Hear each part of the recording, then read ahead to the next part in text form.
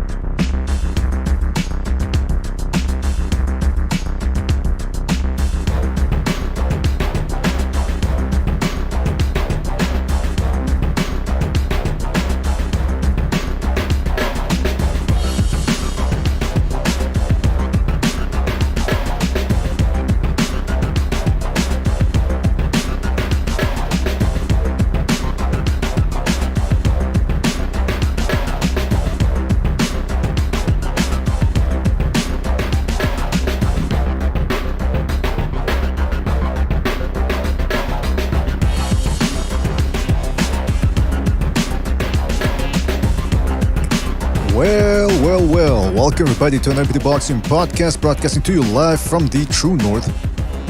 Yeah, this is your good friend Mr. BDA, flying solo for the moment. We're gonna be remedying that within a couple of minutes, I would say. But before we get down to the fun, a lot to talk about, fellas. Valdez, Shakur Stevenson, as we talked about in the last episode, close to being made. Finalized, they're agreeing, or rather ironing out the financial details, apparently. We've got Fury news as well. We've got, what else? Oh yeah, Sergey Kovalev might be returning. And of course, we're going to be talking about the fights this Saturday. Gary Russell Jr. versus Maxayo. Subriel Matias in the undercard, trying to avenge his one and only loss. So it's going to be fantastic. It's going to be a lot of fun, guys. Thank you for joining us. Before we get to that, let's get the business out of the way, fellas. You know the drill. You can check us out on Spreaker, iTunes, and Spotify. Don't forget to hit the like button. Really helps us out. Don't forget to subscribe. Really helps us out. And if you want to continue to help us out, a little extra, you can join the BDA membership program. You can join the BDA membership program. You get a lot in return. You get some badges, emojis. We just added a new emoji, I believe. And you get special film analysis as well.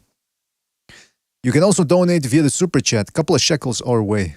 But of course, like I said, the most important thing is that you continue to like and subscribe. All right, let's give a shout out to everybody in the chat room. Fist of Fury, Butcher's in there, Carnivore, Muller27, Epadokua, Andre Shooter, Blue Collar Sports TV. Shout out to Del Boy. Don't forget to check out his non-boxing channel. Disturbed Reality. Man, I was having a blank. Disturbed Reality. I don't like to go to that channel. A little too disturbing for my taste. Although he doesn't show anything, but sometimes, the imagination is worse than the reality. Or actually, no, in that case, I have seen one or two of the real videos that he's talking about, and I would say, no, the imagination pales in comparison to the reality. Shout out to Iceman Endgame, Rodrook Davis. Shout out to Rodrook, Texas Bulldog Boxing, Official Scorecard Boxing. Check out Official's channel, Official Scorecard Boxing and the Coup d'etat Boxing. Muller27, Punch Smollett, Transnational Inc., The Quacks, Campos Vasquez, and many more people come. I'm sure, fellas, thank you for joining us. Really appreciate it. Let me invite a couple of people over here. We will be opening up the phone lines, I believe, in an hour. We're going to try to move through several subjects here quickly tonight, or this evening rather, because, there's only so much we can talk about when it comes to the Valdez-Shakur Stevenson fight. But we're also, I know Buchu wants to compare that to the PBC schedule compared to the top rank schedule. That's something that could be interesting as well. So let me just call a couple of people here.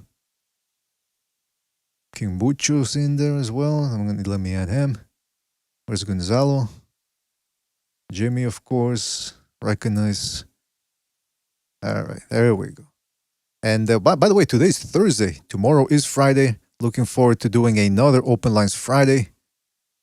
Not a guarantee, but I enjoyed the last one. Why not? We got Bucho joining us. Bucho, you there?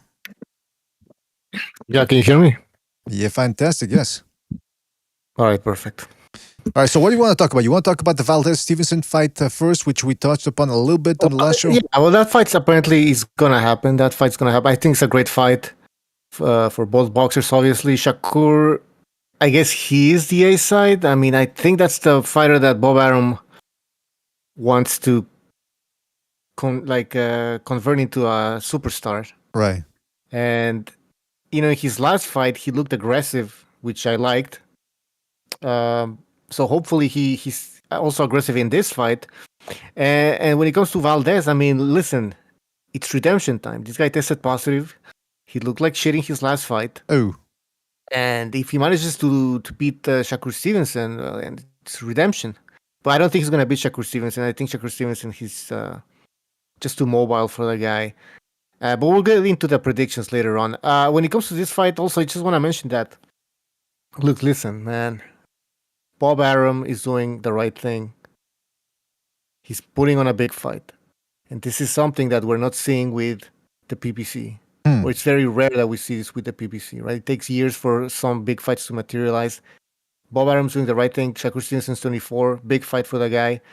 And, now you look to what's happening with the PPC now. You have Keith Thurman fighting on pay-per-view. What's that all about? Yeah, that's the thing, man. And I suppose, or I'm assuming, because maybe I got it wrong here, I think that undercard is actually pretty good. Let me check. By the way, they don't have a lot of dates. They have the Cesar Ketsurong Visay Quadras fights on pay-per-view, but I don't know if that has anything to do with the PBC, which surprised me here that fight's on Fox pay-per-view as well, so maybe it is PBC.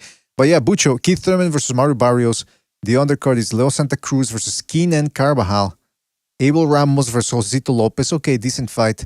The return of Luis Neri. And that's pretty much it, Bucho. That's pay-per-view. That's what, $80? Is that it's what not a pay-per-view. Yeah, it's $74.95 or some weird ass fucking. So everything included, basically. Yeah, and I thought that we knew this fight was gonna be a pay-per-view fight because we heard it's been 2 weeks since they've mentioned that, around 2 weeks, whatever. But I thought it was gonna be like a $40 pay-per-view or something. I didn't think it was gonna be $75. I was shocked when I realized that it was gonna be. Can you hear me? No, fuck. Yeah, we're still here though, by the way. By the way, Pete says, "What up, degenerates? I love pay-per-view." No, nobody loves pay-per-view. Oh, Butcher's back. Are you there? Did you hear what I was saying? I don't know. I cut off or something. Yeah, you cut off about 10 seconds. No, I thought it was going to be a $40 pay-per-view, but it's not. It's $75. That's crazy. 75, man, it used to be back in the day, you would actually have to have a mega fight to be able to charge that type of price. And now we're seeing this with the PBC where, they don't have dates. Like Jimmy said it a year and a half ago, I think. He says they're running out of money. They're running out of money. And guess what? They did. By the way, if anybody's still listening, don't forget to refresh. I think there was a little bit of a stumble there with the internet.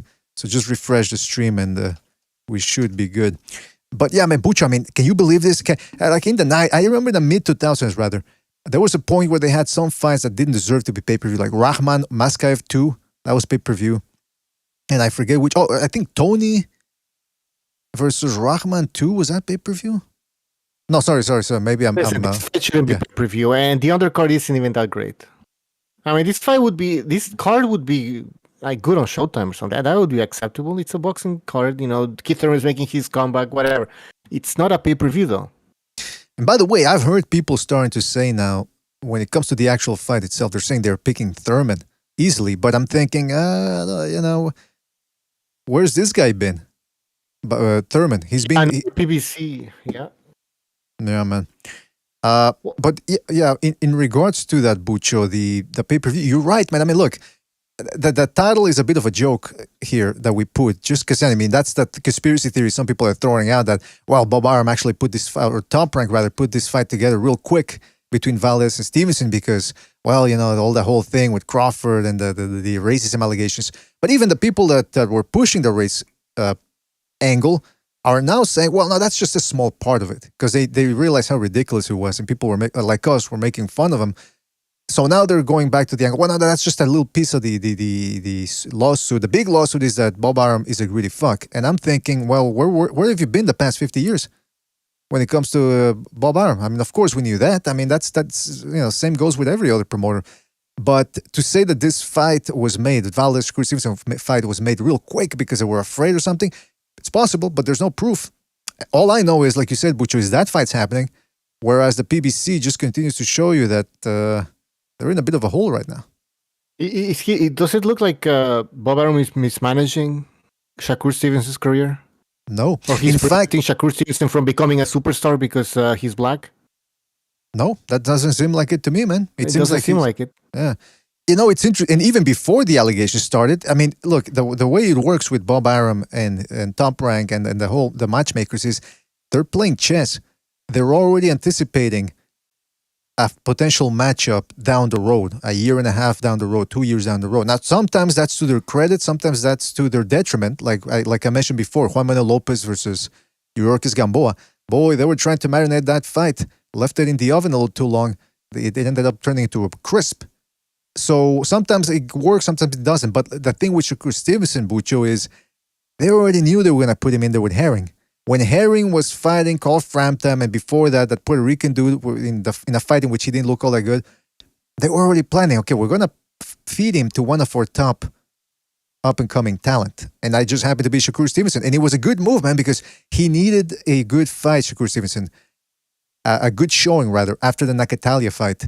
And they put him in there against Herring. All of a sudden, he shows us something he'd never shown us before. Not against Joel Gonzalez, not against El Pitufo Diaz, not against Nakatalia. All of a sudden, he's starting throwing combinations. He's standing his ground more. Herring, was a little bit the perfect foil. I'm not saying I don't give Shakur Stevenson credit, because obviously I don't know who else could have done that to Herring. But it's a little bit of a mirage, and that's what matchmaking is. It's a little bit of smokes and mirrors. You gotta give people the impression that your guy is better than what he really is. And against Valdez, I don't know if he's gonna be a little hesitant to let the power punches go as much as he did with Herring. But nonetheless, it was a beauty of matchmaking here. The way they've been able to build this fight up. And like you said, Bucho, it's you don't see that with the PBC. Nope. No, this is a great fight. This is a good move from Top Rank. And it makes sense. I mean, and Shakur's 24. I don't know why, but it seems like these days, like, these boxers 24, like, he's not ready yet. I'm like, what the fuck? You look at Duran, Thomas Hearns, 21? He's fighting fucking tough fights, big fights. This is a great fight. If it happens, I think it's gonna happen. Great fight. Unlike the PBC, well, Jimmy's here. Jimmy, what's up, man? I want to hear what Jimmy has to say. What's going on, brother? Hey, Gonzalo's here as well, man. Shout out to Gonzalo as well for dropping by. And by the way, before we start with Jimmy, can I just say shout out to Black Chibi in the chat for donating with the super chat. He says, this, speaking of the Valdez Stevenson fight, is the best fight in the weight class 75. Cool. 75? Wait, what's he talking about? He's not talking about Thurman Bartlett. No, he must be talking about Valdez Stevenson. Anyway, in any event, shout out to Black Chibi. Yes, Jimmy, please go ahead. Or Bucho was going to ask you a question, rather, I think. Oh, go ahead, Jimmy. I think you were listening. Well, I just caught the last. I couldn't listen to the first few minutes, but my thoughts on the fight. Yeah, I mean, I'm not surprised. I mean, Bob, even during the pandemic, there was no reason, right, to make Lomachenko Lopez, but he did. He matched Taylor, Ramirez. I mean, that was a unified, he's always done that because he's been in long enough. He's not trying to protect. Like, each fight is like, you can have 200, like, Al Haymond's almost trying to use the Floyd Mayweather protect the O, and that's the most important thing. So you match them.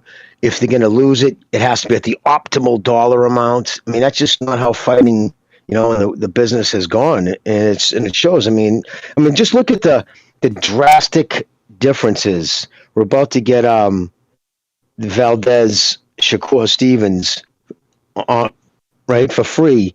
And they're going to charge $75 for the semi-retired Thurman against fucking what's his name.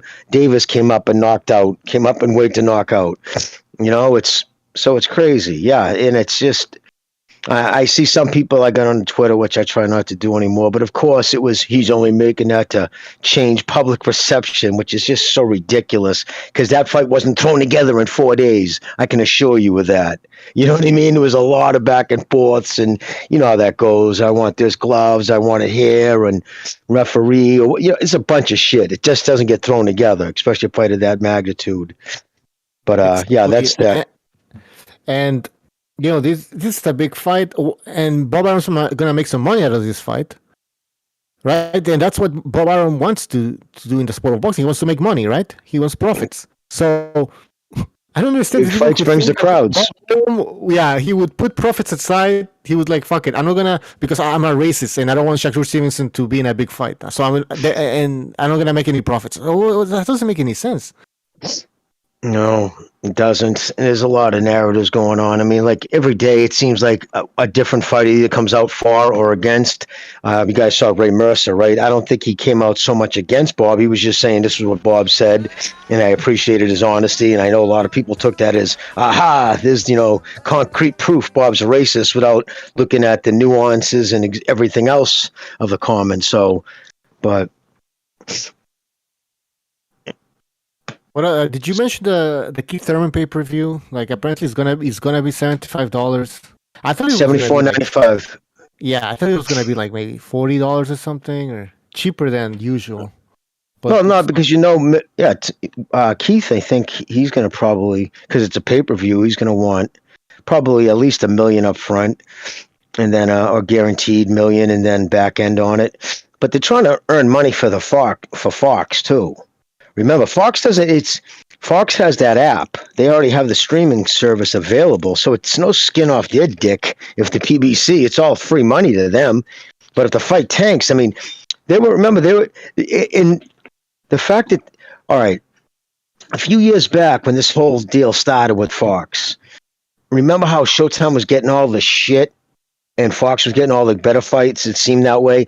And then all of a sudden it seemed like Showtime kind of peeled back a little bit. And then, but all of a sudden Fox didn't sign that fourth deal. They ended up signing it, but at the last minute. And I think that Heyman now is just going to give them, for their shoulder programming, their stuff that's not pay-per-view, I think is going to be like dungeon level shit. And the rest going to be pay-per-views that aren't even going to sell. I think any pay-per-views that should be profitable moving forward, you're going to see go to Showtime, and I think that'll be rewarding Showtime for staying with PBC, because obviously Fox isn't going to re-sign with the PBC, and I think where he's obligated to give them 4 pay-per-views, I think he's going to give them so what does it matter to Heyman? You know what I mean? Like, all right, I'll give him 4 dogs. But it's not doing the PBC any good. It's not doing his fighter's career any good. And again, it's all decisions he makes that are based on network affiliation. He's always making calls on behalf of his fighters as how it affects his relationship with a network. And that's what goes when you don't have a real promoter, but an advisor. But again, the advisor gets paid on both fighters if it's in-house, and I'm sure he's got other funny money deals going on with individual networks. You know, I mean, the guy's got like fucking countless LLCs, so hard to track. But anyways, yeah, that's my thing on that. I want to give a shout. Okay, go ahead, mister. Shout out to Chris K for his contribution to the Super Chat. He says, buying the Thurman pay-per-view and his wife's OnlyFans sub. Oh, shout out to Chris K for... Does Thurman and his wife actually have an OnlyFans? Anybody can confirm that? Oh, probably. I wouldn't be surprised. Oh, that's disgusting. Women have fucking OnlyFans. Jimmy, so what's the long-term plan for the PBC then? So, well, I would imagine to secure some network. They need to. Well, I mean, there's only so many dates. Yeah. Well, it's kind of old. I mean, they had the Fox. They had like... what was the other one they had? The other networks? I mean... Well, when they first started out, it was... What they did, they signed deals with networks. saying, well, yes, well, Spike, it Later was on, Paramount, all of them. They were on NBC, CBS. It was just ABC, I think, was the only. No, ABC too. They did an ABC show. But what he was doing was purchasing. Like anybody can buy an hour's worth of network and put something on if you're willing to spend the money. And he did. He spent tens of millions of dollars for TV slots. Under the deal was this: they were going to make it like the networks were going to look at this and be so dazzled by the ratings and the people's fervor for boxing that they were going to turn around at the end of it and say, okay, now instead we're going to buy time slots off you or events off you, and not one bought. And if it's not hard to look at, you look at just anytime he was putting on a PBC event, none of them ever finished high. I think Spence did against when he fought in Coney Island, but that literally came off, I think, either the Olympics or something big going on in world sports, and it went right into the Spence fight. So it was a lot of hang-arounds, but still it did decent numbers. But other than that, it was all trash. It really was. For all the fighters he had, it took him 2.5 years to put Thurman Garcia together. Out of all the welterweights he had, it took 2.5 years to finally make one, and it was a snooze fest. So yeah, in stagnation, these guys their careers stagnate, and they don't fight good enough competition, so their skills don't sharpen. So when they do step up in the world championship fights, unless they're not fighting another, dulled fighter from not fighting enough, they lose, and their record against Top Rank and the Zone proves that out. Mm-hmm. Yeah, Mr. BJ, go ahead, because I think you want to. No, I'm good, man. Okay, well, anyways, yeah, Jimmy, that's the thing though with the PBC, like they've been exposed now when they do these crossover events. So that's why I had to ask the question, because I don't see so the Fox deal is probably going to be over soon, right? I mean, that's done. Yeah, that's done. Absolutely. So they're going to go back to stay exclusively on Showtime now. I mean, that's what it looks like, right? Well, and that relationship is also not what it used to be. Remember, Showtime had so much money allocated for combat sports. A big chunk of that money is gone now, dumped into Bellator. They're really getting behind Bellator. They're the network of Bellator right now, and to the point, I think it's boxing's taking a second seat. And if Espinosa ever leaves, I don't think they'll even continue to do Showtime. Listen, this is it. What's that, brother? Jimmy, what did Espinosa think about the fact that eventually, at some point, Heyman went over to Fox? Like, he probably didn't like that, right? Well, of course not, especially once he signed that deal, and it was obvious Fox was getting all the best, pay-per-views. Mm-hmm. Although I think Fox did the Wilder Ortiz one. That's the one that Steve Kim even reported was the first crack in their relationship, because remember, I think that was their first heavyweight pay-per-view, and they were promising Fox all kinds of numbers, and that thing lost well in excess of $10 million. That was a fucking dog. You know what I mean? I mean, this put it this way. This was Barrios, his name, Thurman Barrios. I mean, let's be honest. If one of the only times I ever tweeted, I said, the only thing I'm laying money down is if the over-under on if this is going to be the lowest selling pay-per-view in boxing history. Mm-hmm. I mean, does this thing even sell 20,000? Who the fuck buys it? Who would buy this fight? And the fact I'm hearing it's a WBC eliminator, how the fuck could that be? Neither one of them. I mean, well, I don't think either one of them even fucking ranked anymore. Does anybody have Thurman ranked in the top 10? After when was his last fight? Was it the Pacquiao fight? Yeah, it'll be just about 2.5 years out of the ring by the time Pacquiao fights. How long can you stay in the rankings without even fighting, though? Yeah, that's back in the day, he'd be gone. You didn't stay active, you were gone.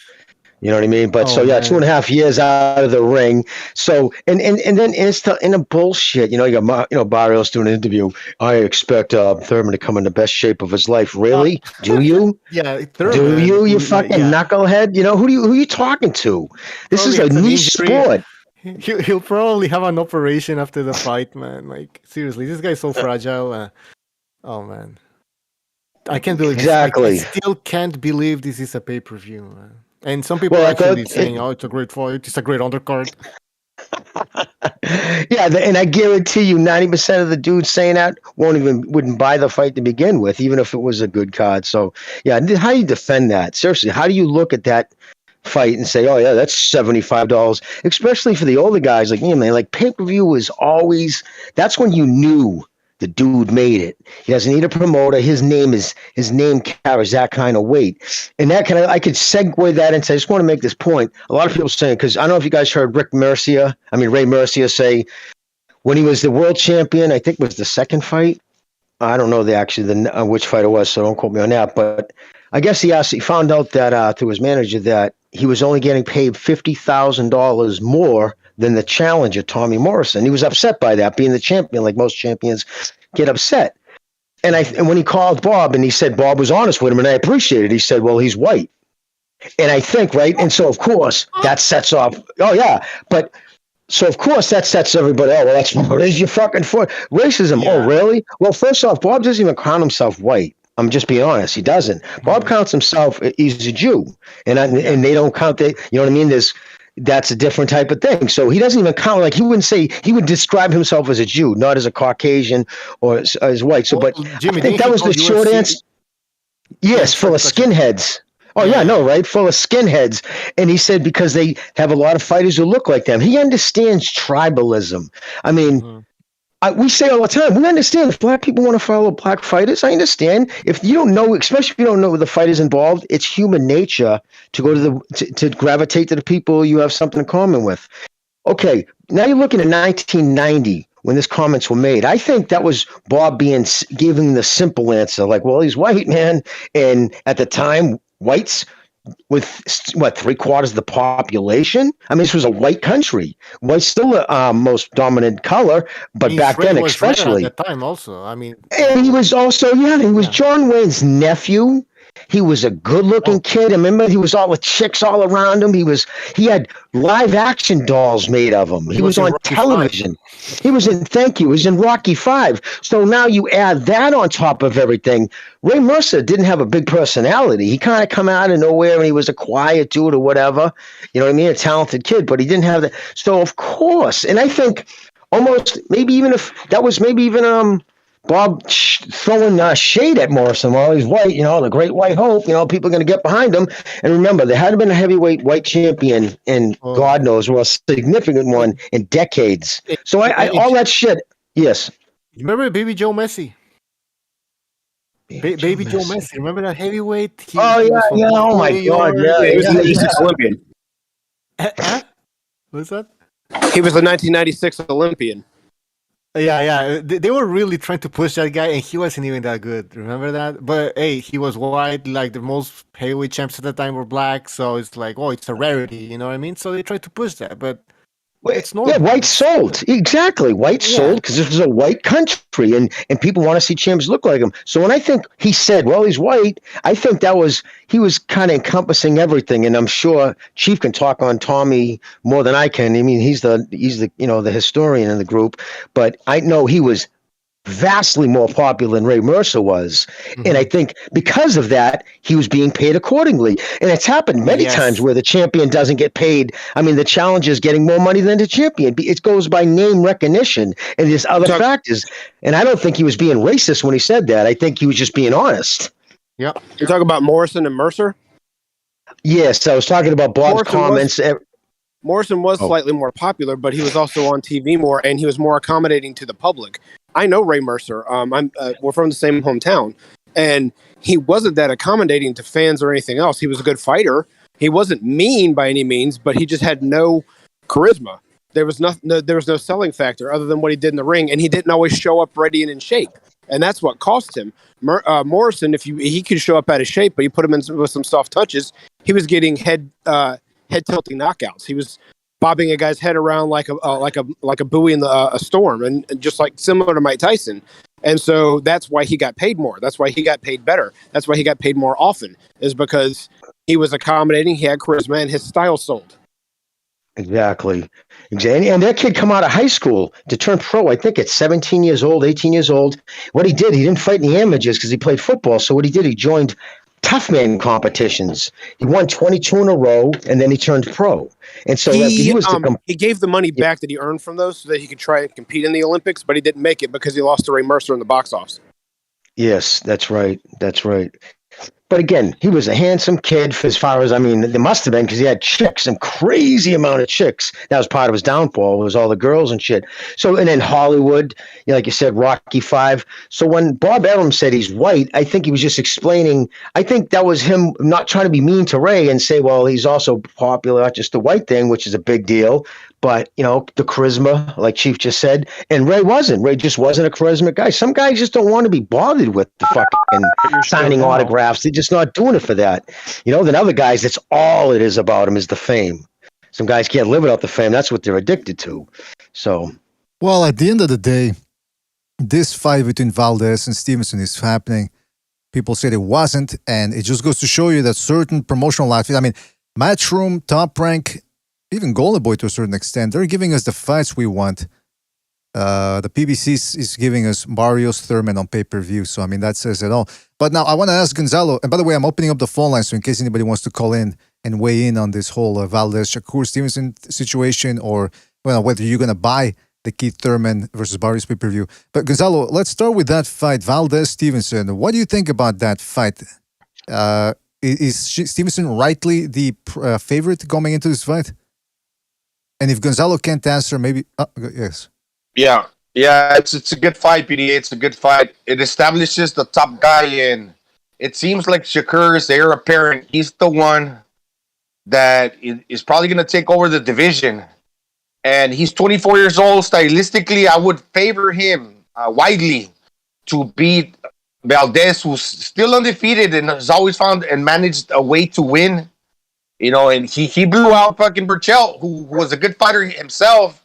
But now come to find out, you know, that guy was probably overrated. But you know, we'll see how Shakur deals with Valdez, who's always found that way to win. But he's a good fighter, he's a world champion. And we know that Shakur's got the skills, maybe not the power, but he's got the timing and the speed to offset what other great good fighters can do, like the Marine that he fought, you know, who was taller, more experienced, but he knocked him out. So we'll see. Stylistically, it's a good matchup. Sorry, there's a motorcycle passing by. It's a good matchup, but I would favor Shakur to win. But we'll also have to see if he comes in there to put on a great show and make it into like a fight where he's not just getting on the back foot. So yeah, I would favor him to win, but I want to see a good fight. But let me ask you, man, Gonzalo, when you talk about Stevenson versus Valdez, I do agree that the straighter shots from Shakur Stevenson, he's just a better schooled fighter than Valdez. Valdez is a bit of a wide puncher and not much of a jabber himself. But when it comes to the power, that's one thing that he does have. He's flashed it when he's needed to. Stevenson, the last puncher he fought was Nakatalia, and he looked awful there. Do you think he's going to be weary of that power? I don't think Valdez hits quite as hard as Nakatalia, but that's only going by the record and the eye test. But it's safe to assume that Nakatalia, by the comments that Shakur Stevenson made, that the guy's a puncher. That, you know, he was wary of that, those straight right hands, you know, because Nakatalia was tall, lanky, you know, with heavy hands. It's safe to assume that. I don't think Valdez is that guy that punches like that, but he definitely comes forward, he presses. He hits hard enough to where Shakur can't just get lazy or get confident. But we know he doesn't like fighting like that. He's kind of like a safety first fighter. So yeah, he's gonna approach that fight with caution too, because Valdez's experience, and he has the experience, and based off his last performance where he was pressing dropped in Consensao, but was kind of like, you know, sticking to like a certain punch. He wasn't showing any variation. He's probably learned off of that. And he's always found a way to win. So yeah, Valdez is going to bring some tools in his tool bag, you know, where it's still for the type of fighter. Because, I mean, what's that guy, Shakur? He's got experience, but he's just supremely talented. It's still, you know, he has to be careful. But is he going to be too much of that, where safety first is going to dominate whatever happens in the fight, that it's going to become a boring fight and he still wins? But we don't want to see that. We want to see him Yeah, show some of that, but at the same time, mix it up. You know, make it to where it's not that all safety first. You know, where you still make it exciting. Yeah, that's the thing, man. You're absolutely right because people don't want to. I mean, again, it could be one of those things where, listen, look good now, and then you don't look that great in the next one. You do what you have to do to win. But now people have already seen Stevenson let his hands go, so they're going to want to see him do that again. Real quick, let's go. The phone lines are open, so if anybody wants to call in, the number is right there on the left-hand portion of your screen. Let's go to 661. 661, you're on the air. What's on your mind? Yo, BDA, I'm a big fan of the show. I just want to say, Fighter Spirit, just before you go, fighter, please, before you go on, just speak normally, man. Please don't do that voice. You're creeping me out, man. Come on. So what's up, man? This is how I talk. I just wanted to make a point for real, no joke. I find it funny how Bob Arum, out of a sudden, wants to make the Shakur versus Valdez fight right now after Crawford sues him. It's funny. That's all I want to say. And we know it's not a coincidence. We know the tactics, the code, and we know we just got to stay on code. That's all I wanted to say. Well, you can't be more wrong. That fight's been in the works for weeks, not just the last couple of days. Before that, Jimmy, he actually said that he wanted to have Valdez versus Navarrete and Burchell versus Stevenson. He said that 3 months ago. So anyone that's going to pipe in and thinks that this is a funny coincidence based off of blah, blah, blah, XYZ and la-di-di-da doesn't know what they're talking about, isn't following anything. Fighter Spirit, you want to... We know. Together, man. Come on. All right, see ya. All right, Fighter Spirit, thank you for calling in, man. He's going to call back next, again, either way, with a different voice. So, yeah. And the difference with Valdez and obviously the Marine, Herring, Valdez hits a lot harder. And, you know, he cannot make the mistake. If he thinks he's going to go in there and try to stick and move with him, he's going to lose, and he'll probably lose badly. Shakur has a much more educated jab, much more accurate, straighter puncher, quick hands. It's going to come down to conditioning. How long since Stevenson's moved into that weight class? Has he been campaigning at that class for a while? About, I think 2-3 years, man, maybe. So, yeah, and he's, and how old is he now? So, yeah, he could be, because eventually, obviously, he's going to have to move out of that weight class, right? He's going to be outgrowing it. So, it's always that risk. You hang in there too long, and one of the things that happens is your punch resistance if you're worn out. So, it'll come down to really seriously conditioning, and Oscar's got to go in there and make it grimy.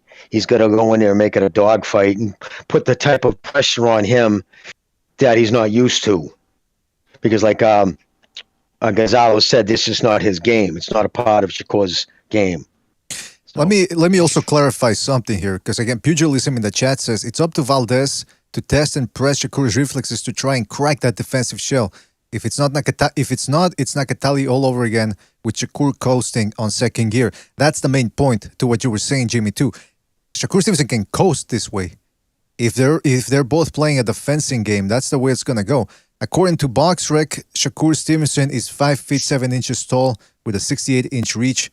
Valdez is 5 feet 5.5 inches tall with a 66-inch reach. Now, you might think that that's not much, 2 inches in reach disadvantage, but it's how you use it.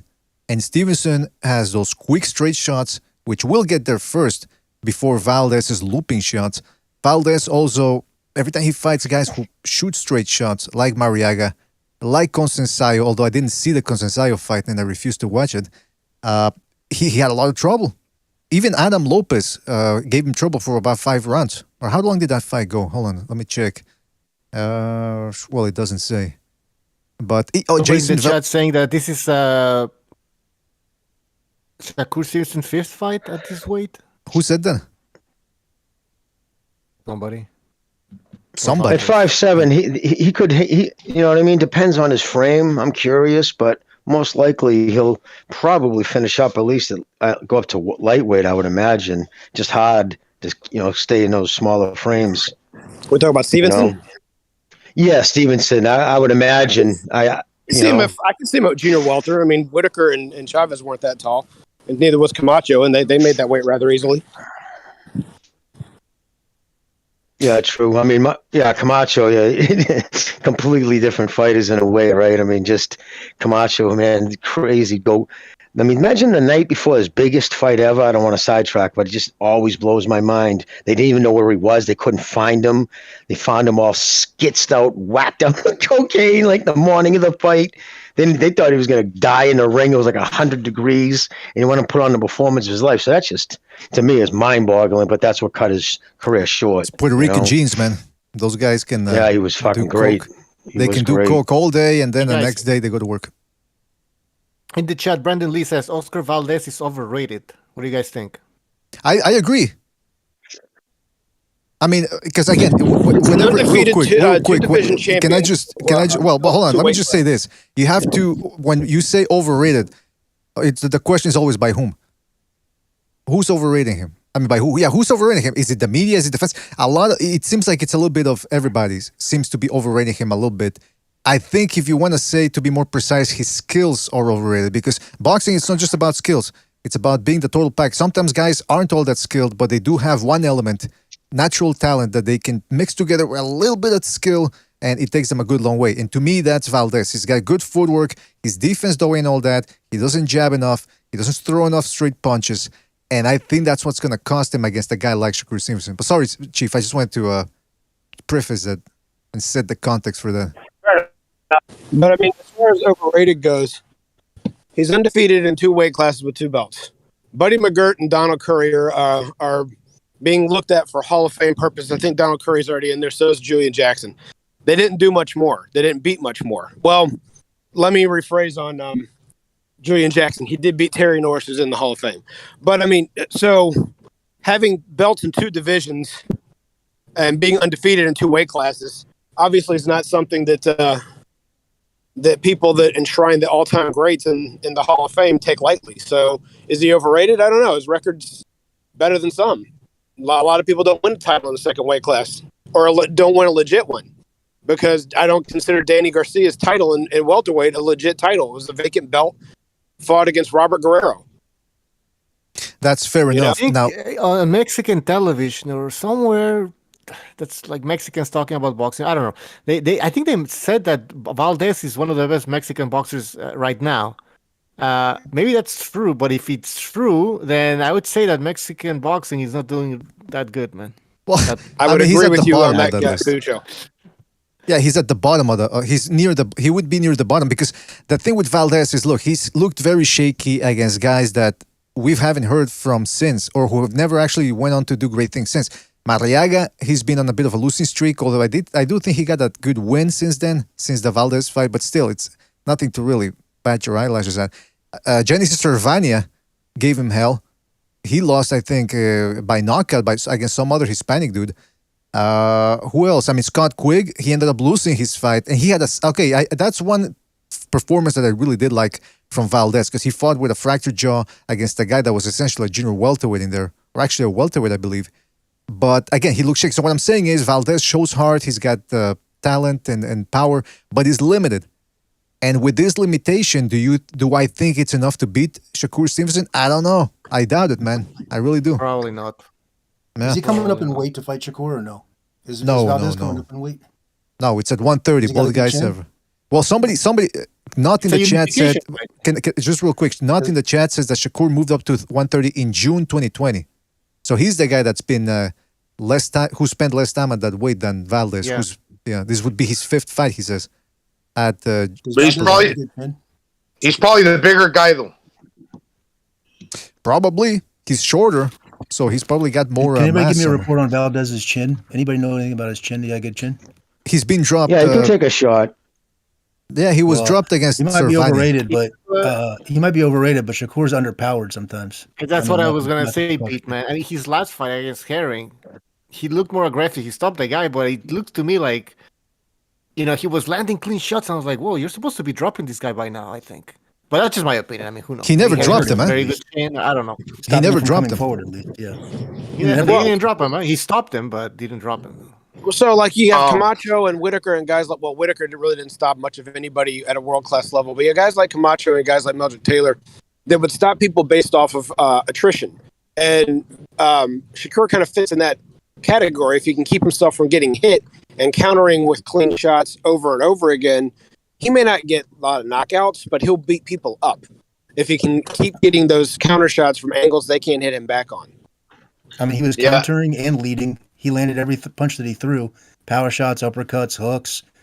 And the ref just stopped that fight, if I'm not mistaken. I mean, in other words, I know he easily beat him. I mean, there's no doubt about it. But, like, at least when Chavez threw it on you, it was an accumulation and you got your ass beat by the end of it. I mean, Chavez different situation. He could punch. Camacho wasn't as much of a puncher, neither was Meldrick Taylor. Oh, you said Camacho. I'm sorry. I thought you said no worries. I might have said Chavez by accident. So clearing the air, I was referring to Camacho and Meldrick Taylor, two guys that weren't known for their power, but their accumulation and attrition of volume punching, especially from angles where people couldn't hit them back on, is usually what got them their knockouts when they did score them. Yeah, right. Yeah. I mean, I don't think Shakur's like that. No, Shakur's got punch he threw against Herring. I mean, Jesus. He's got fragile hands. But the thing with Shakur, he's got great timing and he's got speed.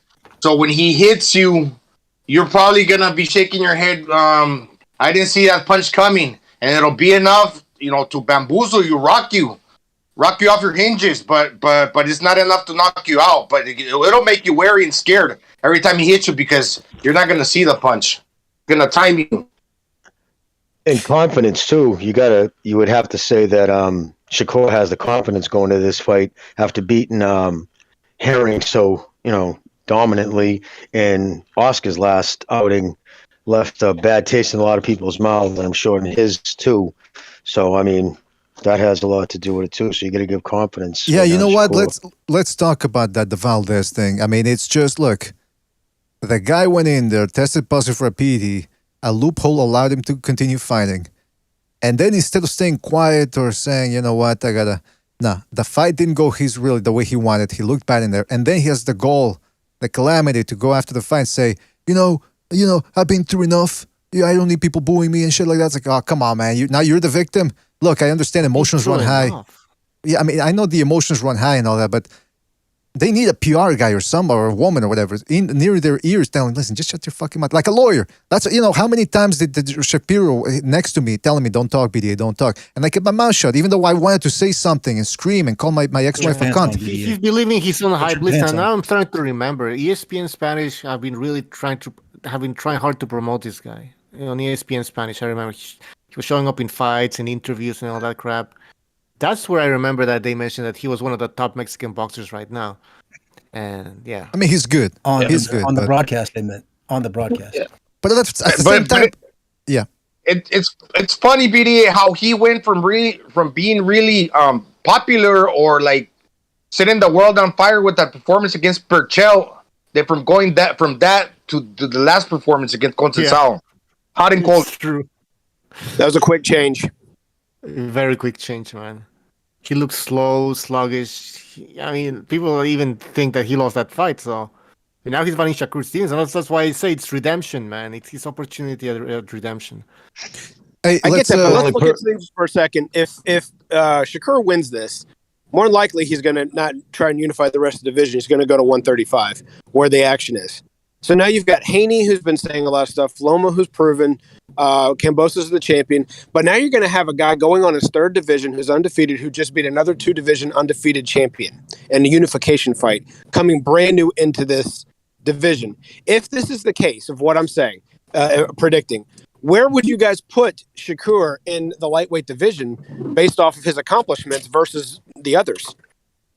No, yeah, based on the power. I mean, isn't that going to be something that we have to look into? I mean, if he really is losing power at 130, you better be careful. Yeah, right. But if the point is, where are you ranking him in comparison to the competition based off of his resume, not what can he do against them? His resume. See, the thing is, I mean, his resume is a 130 resume, right? 126, 130. Right. So that's why sometimes I can't compare resumes. It doesn't matter it does matter what you did in lower weights, but now you have to really I don't know if it's relevant. That's what I'm trying Well, to say. let's talk about his performances. And again, we had that discussion here when two of his best wins were against Joed Gonzalez and El Pitufo Diaz. And those fights were very similar in that he just kept moving, gliding around the ring, throwing one shot at a time. The other guys had a little bit of success here and there whenever they were able to corner him, but it was pretty much rinse and repeat for 12 rounds. It's only the Herring fight where he actually looked good. And that Herring fight was, he was fighting a replica of himself who was slower, less talented. So he was a bully. He saw from the get-go that Herring had nothing for him, and that's why he let his hands go. If he tastes Valdez's power, how's he going to react? Because let me tell you, when he tasted Nakatali's power, he said, I tasted his power, and I said, let me look good in the next fight. That's what he said. He admitted that. Terence Crawford at 135, destroying everybody, then goes up to 140, fights Postol. I don't know. Did he get scared or something? Because he fought like shit in that fight. Yeah, I don't think. Shakur Stevenson might be the same thing. Nakatalia probably has great power, like really heavy hands. There's some guys that just touch you and it hurts. I think Nakatalia is one of those guys. That's just my impression. I get the feeling you're right, we have to see more of this Shakur Stevenson. We only but saw that's the thing, Bucho. He looked exciting. Yeah. But Bucho, when Crawford was fighting guys like Joey Gonzalez and Pitufo Diaz, he was trying to bust them up. I mean, look at Navarrete. He fucked Diaz up. And look at what he did to Joel Gonzalez too. He didn't stop him, but might as well have the way he left him looking after the fight. So that's what I'm saying. Like, I think Crawford's the same league. He goes out there to stop guys. Shakur Stevenson doesn't. What do you mean? Anyways. But that'll play into Valdez's hands, right? Right, BDA. If Valdez is coming forward, that'll allow Shakur to land his punches when he wants. Herring came forward. He just walked forward. He didn't land a punch. I guess the guy but maybe this is a mirage, man. An illusion. He's got hand problems for real. I mean, seriously, because I mean, he should put on some puncher's gloves, you know, at least for one fight. He's got Shakur Stevenson already broke. He already hurt his hands twice. He remember he had the first fight, boxing fight since the pandemic, and he hurt both hands when he tried to turn puncher. So he's not that type of guy. And against Valdez, it's gonna suit him to stay safe, but at the same time, throw a couple of combinations. Don't just go pop, pop, pop, one shot at a time, barking like Chihuahua. And by the way, fellas, let's go to where the phone lines are open here, so let's go to another phone call. 678, you're on the air. 678, what's on your mind? Hey, guys. So are you, BDA or panel, are you guys aware of Marco Antonio Barrera's show that he does with El Terrible Morales? Yes, very good show. One Round Moss. Are y'all familiar? Yeah. Well, did you hear Marco Antonio Barrera asking Terrible what his the fights that he wants to happen in 2022? No, I haven't seen that one, man. Well, what did he say? Yeah, Terrible mentioned that he wants to see Kambosos versus Lomachenko, and I don't know. I think that would be a great fight. It's just I feel like the tide is changing a lot. It used to be a lot more in Haney's favor as far as that fight. Can you tell me like how you feel Lomachenko's chances versus Kambosos on? Well, you know what? We're gonna answer that question. Who wants to answer that one? What do you guys think of Lomachenko? Loma's whiter. What was the question? Whiter. So, I would say that the question was Kambosos Lomachenko. I think Lomachenko kicks his ass. He's gonna fucking smash him. No, I'm right there with many angles. In Australia.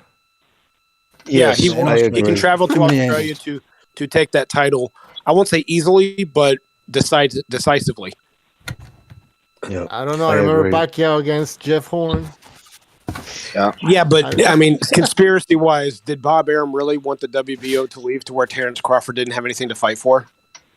Yeah, no. I mean, I don't like to accuse people of fixing things, but I'm not positive that that Cuban guy beat Manny either. I thought Manny outworked him, but the PBC wasn't going to let the WBA go with Manny to go wherever he wanted to. Some promotional companies are going to hold on to their belts instead of letting a guy go free agent with the belt that they had, and I think that's what happened there.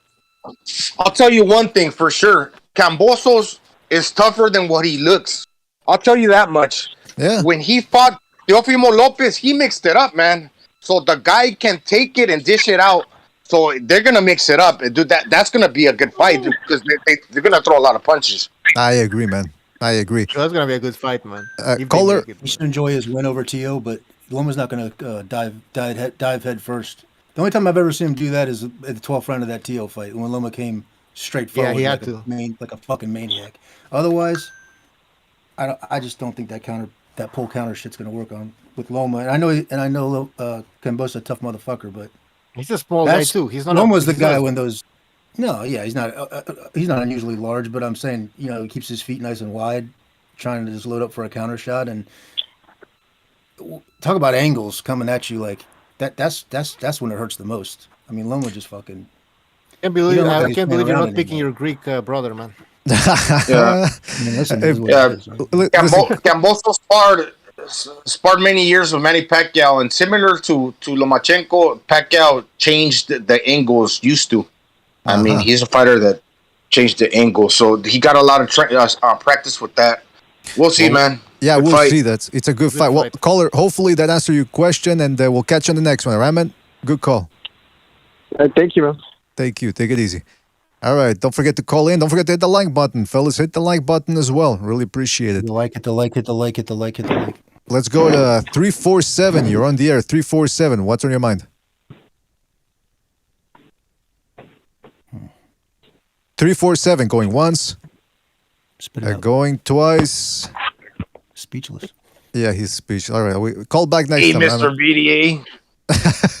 Yeah. It's fighter spirit. He's bamboozled. It's fighter spirit, Mr. BDA. All right, let's go. What was that? That was fighter spirit. Hold on. Let's go to 858. You're on the air. 858. What's on your mind? What's up? This is Jose. Hola, Jose. How you doing, man? You hear me? Yes, we can hear you, man. What's on your mind? Pretty good, man. And I was just thinking, man, that I think Valdez, man, it caused him to question all his previous wins. Like, for example, when he got dropped against Adam Lopez, against Sylvania, he's always like in these wars, man. And I think that shit he was taking was pulling him through those wars. And I don't think he's gonna have that anymore. I think he's gonna, like, you know what I'm saying? I think he got caught, and now it's not the same anymore. And on the topic of Bob Arum, who gives a fuck if he gets sued? He's fucking 91 years old. Fucking Terrence Crawford doesn't. I mean, we're living in different times right now, real sensitive times. They could make an example out of Bob Arum. That's what I think. You know, don't sleep on that. That's a good And point, also, the last thing, who the fuck, why does anybody want to see Lomachenko? Dude, he fucking lost twice already. He's been defeated 2 times. Fucking, like, get over that shit, man. Yeah, you're right, That's my man. call. All right, thank you, Jose. Thank you for your call, man. Peace. On fire. Take it easy, Jose. That's a good call, man. No, but listen, I mean, with the Lomachenko thing, I think he knows what I'm going to say. So could you lose twice? That means, I mean, no matter what you do afterwards, that it can't erase those close losses. Did he lose by knockout? Did he lose every round in those losses? I mean, come on. But in regards to the Bob, by a whisper, right? Lost by a whisper. Yeah. 9 out of 11? I mean, 11 out of his 17 fights were current ex-world champions, but he lost 2. So throw him on the pile of history. Now, as to Bob Arum being made an example of, I don't know, man. He's pro jab, if you know what I mean. You know, the jab that you put in your arm. He says all the right things. I think he's a long life Democrat. So I mean, actually, look, listen. They have thrown other people under the bus, like Harvey Weinstein. Who knows what went on there with his brother and all that. So he was marked for as a target. You know, people, they gave him the green light to everybody around him to throw him under the bus. But Bob Arum, I don't know. Shout out to Ed Perez, by the way, for his contribution with the super chat. He says Stevenson lacks power. Remember, he couldn't even drop that young girl he was punching in the head. She kept fighting back. Yeah, at the car wash. When he got into a fight at the car wash, that was embarrassing, man. You know, it just goes to show you that if Bob Arum were truly a racist, he would have dropped the guy right then and there. Yep. But he's a businessman. He's got a talented fighter in front of him, and no matter what that talented fighter does. If Shakur Stevenson wins this fight, he's becoming a superstar, a real superstar, and Shakur should be happy about that. Unlike these other PBC fighters who, like, the flame, whatever, has been extinguished because of inactivity. Yeah. I mean, even Wilder, if you think about it, a bit of a late bloomer. 34 years old. He should have been bigger than what he is now, years ago. So that's the thing. They don't want to make their own legacy. They just want to fucking snatch somebody else's.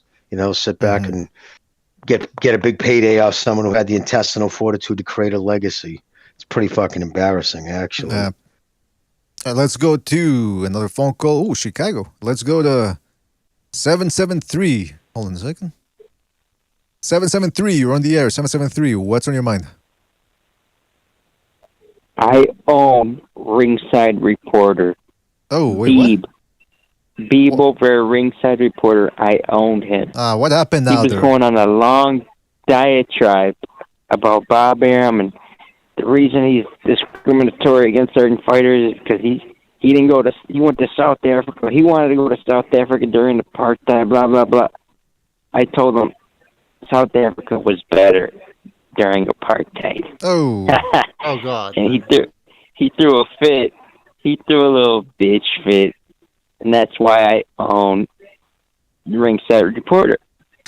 Kevin, what is it with you? What is it with you? You're like a sleeper cell. You go to all these other podcasts, including this one, by the way, and we never know when you're going to try to sabotage the whole thing. But would you be willing to have a little bit of a debate with the guy in a neutral place? He wouldn't do it. Well, I don't know. Well, I mean, we could ask him. What are they going to debate, man? Fucking, It doesn't even have to be about boxing. It could be on the second round. I mean, I don't know. But listen. So what else, Kevin? So, okay. So you told him that, and you said he lost his shit, and what else? I told him Bob Arum is just a piece of shit all around. But he was trying to do, no, it's not that. It's just one specific group. That's the only one. I said, no, he's made remarks, all kinds of remarks. And I gave him a list, but he said, no, it's just ridiculous, this whole lawsuit shit. And I told him, Bob Arum is just a piece of shit all around. He's pushing this agenda like he's only, he only cares about one group of people, blah, blah, blah. Horse shit. All right. Well, listen, Kevin, interesting call as always. It's Kevin. I don't know how you find the time to go to all these other podcasts. Like the other day you sabotaged the other day you sabotaged ESPN News's live stream. I think you were on another one too. You were back. Yeah, that's what I'm saying. So yeah, man. I mean, good morning, Your Honor. Counsel. That was months ago. That was 2 months ago. I know. This other one. Yeah. There's only a few. There's only a few podcasts. You got you, Ringside Reporter, Michael Montero, and maybe the Boxing Voice. That's about it. Who's next on your hit list? That's all there is. And then, who's next on the hit list? Recognize it. I go on recognize this show every once in a while. Other than that, I'm a loyal BDA fanboy. Well, I'd rather have you as a friend than as an enemy. But like Bucho asked, who's on the hit list? Who's next on the hit list? I got no hit list, but I'm gonna say call him out as I see it. Beeb went on you got to go listen to his rant over there because he was an hour-long rant on Bob Arum just over and over, and it was insane. I had to jump on the StreamYard to call him out. I'm not sure if you guys caught that. Well, we'll see, man. No, I mean, I do listen to Ringside Reporter. I remember, I liked when he had Teofimo Lopez Sr. on, and then afterwards he said, I think the way he said it was, you ask him a question, and he'll answer it. He'll take 45 minutes. Oh, I forget how he put it, but 45 minutes to answer a question, man. It's like, what the fuck? But yeah, I like Ringside Reporter. I like Beebs. And go subscribe to Beebs if you haven't done so already. But hey, apparently Kevin has a different opinion, and that's his prerogative. That's his right. Yeah, I agree with Kevin. I just think that's ridiculous, saying because he did business in South Africa during apartheid, so did Coca-Cola, Ford, NBC, every major fucking corporation in the United States was doing business. It was Africa's first world country. It was the breadbasket of country. No, yes, Jamie, let's not get into that. Yeah, let's not get into that. That's just another thing that, but you know what I mean? That's just another thing they're trying to say. That's a proof of racism. The judge will fucking laugh that out of court if that's really what they're going with. Well, listen, Kevin, thank you for your call, and we'll catch you on the next one, all right, man? All right, but y'all be good. Later, Kevin. What is Kevin always be careful. Kevin always be careful with Kevin. Yeah, I know, man. That's why I'm trying to stay on his good side. I don't want to, piss him off. But why does he always turn He to- sounds like he sounds like he's your friend in your face, but as soon as you turn your back, he's the guy that'll stab you in the back. Ah, come on, man. I don't know why he turns into a Southerner, though, at the end of every call. By the way, shout out to Texas Bulldog for his contribution to the Super Chat. Hold on a second. I'm waiting for the chat here to reload. Kevin sounds a little faded tonight, to be honest with you. Yeah, that's why he's from Chicago, but I always picture him wearing Wranglers and a red flannel shirt. Shout out to Texas Bulldog says Bob's lawsuit made this fight happen, not Bob. Well, first of all, I appreciate the contribution, Texas. Thank you. I don't know about that, man. I mean, it's possible, but we don't have any proof. Like Jimmy said, this type of things take days to formulate. I don't think they just put this together in a not 4 days. It didn't come to fruition in 4 days. Anybody saying that, they're fucking high. I mean, it takes bring weeks. Up to speed, somebody bring me up to speed. What fight happened because of the lawsuit? They're saying that they made Shakur Stevens. They made the Shakur Stevens Valdez fight because Bob wanted to take make it look like I'm not racist. See, I'm making the fight with this kid, which I don't understand how that would make him not look racist either way. But that's regardless. My best friend but is black. He was also saying that he was trying to make this fight a while ago, and it takes you gotta determine where's it taking place. All those there's so many things that they're going to have to go back and forth. Almost never does it say, someone gets a fucking contract. Yep. Okay, I'll agree to all these. It's back and forth. This fight was not asked about, agreed upon, and fucking contracted in 4 days. That's just insane. Yeah, I mean, Jimmy, you made the point there too that it takes time to do the whole gloves thing and the ring and who comes out first and all that type of shit. That doesn't take 2 days to make on the fly. It could, maybe, I don't know. I've never been in a high level negotiation in regards to boxing. In other industries I have, but in boxing, no. So I don't know. But listen, we got to take a phone call here real quick. So let's go to 661. You're on the air. 661. What's on your mind? Yo, BA, all jokes aside, I just wanted to say that, I just wanted to ask, why does Black Chibi get to come on and call Canelo fans toxic and they're the worst fans, but without Canelo and the fan base of Canelo, there wouldn't be no boxing because Mexicans are the majority in the country, really, the whole continent.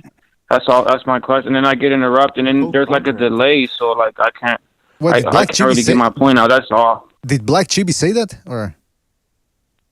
Yeah, I heard a few episodes where he's talking about Canelo fans are toxic, this and that, over and over. And without Canelo and stuff, there wouldn't be boxing. There wouldn't be no sport.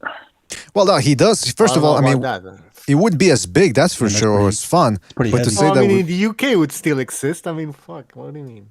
Yeah, fighter spirit. I mean, Black Chibi got the right to say what he wants, right? I mean, ever since the Emancipation Proclamation. Yeah, he does have the right to say what he wants, but he get when I come on, I get cut off and stuff, and I never get to get my point out. That's all I wanted to say. And Bucho's Bucho had called me a few names, and it's just whatever. I'm not mad.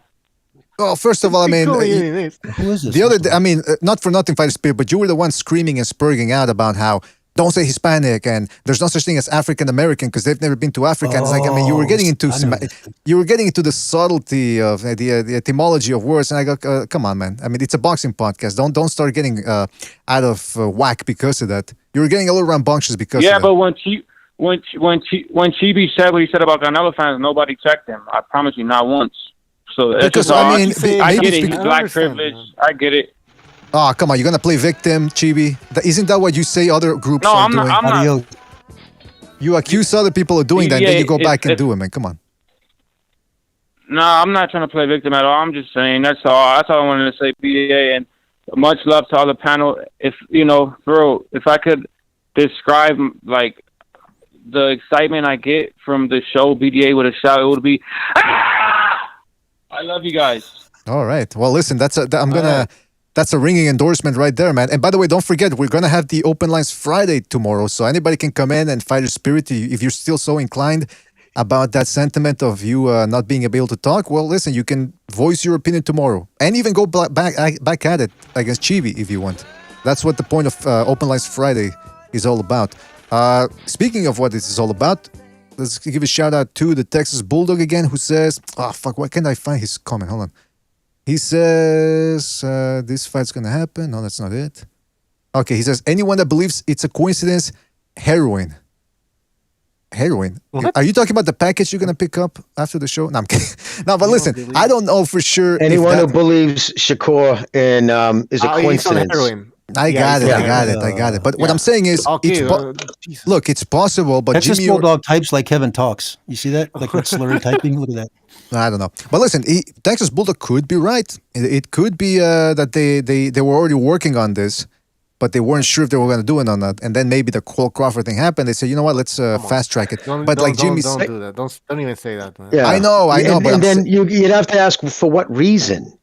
How does it help Bob in any fucking way, shape, or form, other than try to please the few guys on Twitter who never bought fucking Crawford's fights anyways, and called them fucking horrible names because he was with fucking Arum. Arum don't care about those motherfuckers, especially at 90 years old. Exactly, You know Jimmy. what I mean? That's the point that I made on the last stream where I said, don't believe that. First of all, the whole of Twitter, the last time I checked, which was the fall of 2020, only 30-something% of Americans use Twitter. So now cut that down to about what, 5%, maybe less of the fanatical LDBC people on Twitter who are saying this type of, who are carrying out this campaign of racism against Bob Arum. That's not enough to even move the scale against Bob Arum. Yeah, the needle. So the theory is, 33% of give you a good fight. That's the theory. Exactly. All I'm gonna Bob make Arum a profit. I'm gonna make a profit now. All right, hold on. I'll be right back. Yeah, and I'll be right back. And what you were saying, too, BD, is right. I think 33% of Americans now have a Twitter page or at one point made one, but less than 12% use it on the regular. Nobody. So, you know what I mean? No, I know. Yeah. I don't bother. I just go there for the quick, you know what I mean? Well, okay, there's a super chat, Mr. BDA. Yeah, can you please read it? Because I'm stuck here. The Axiom says, anyone saying Shakur versus Valdez made only because the lawsuit is mistaken. Okay, so if they believe that it happened because of the lawsuit, they're mistaken. Don't underestimate Jay Prince's ability to deliver for his fighter. Oh yeah, that's the thing. Eh? He's with Jay.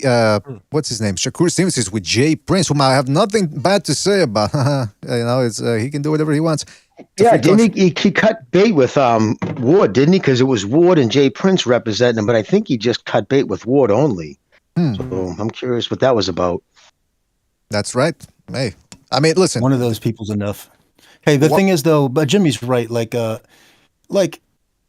mean, I got to imagine that these fighters got representation. So, a promoter is constantly trying to make fights. I mean, that's what they fucking, it's just got to be a constant, just a networking thing on almost a daily basis, trying to put a fight together.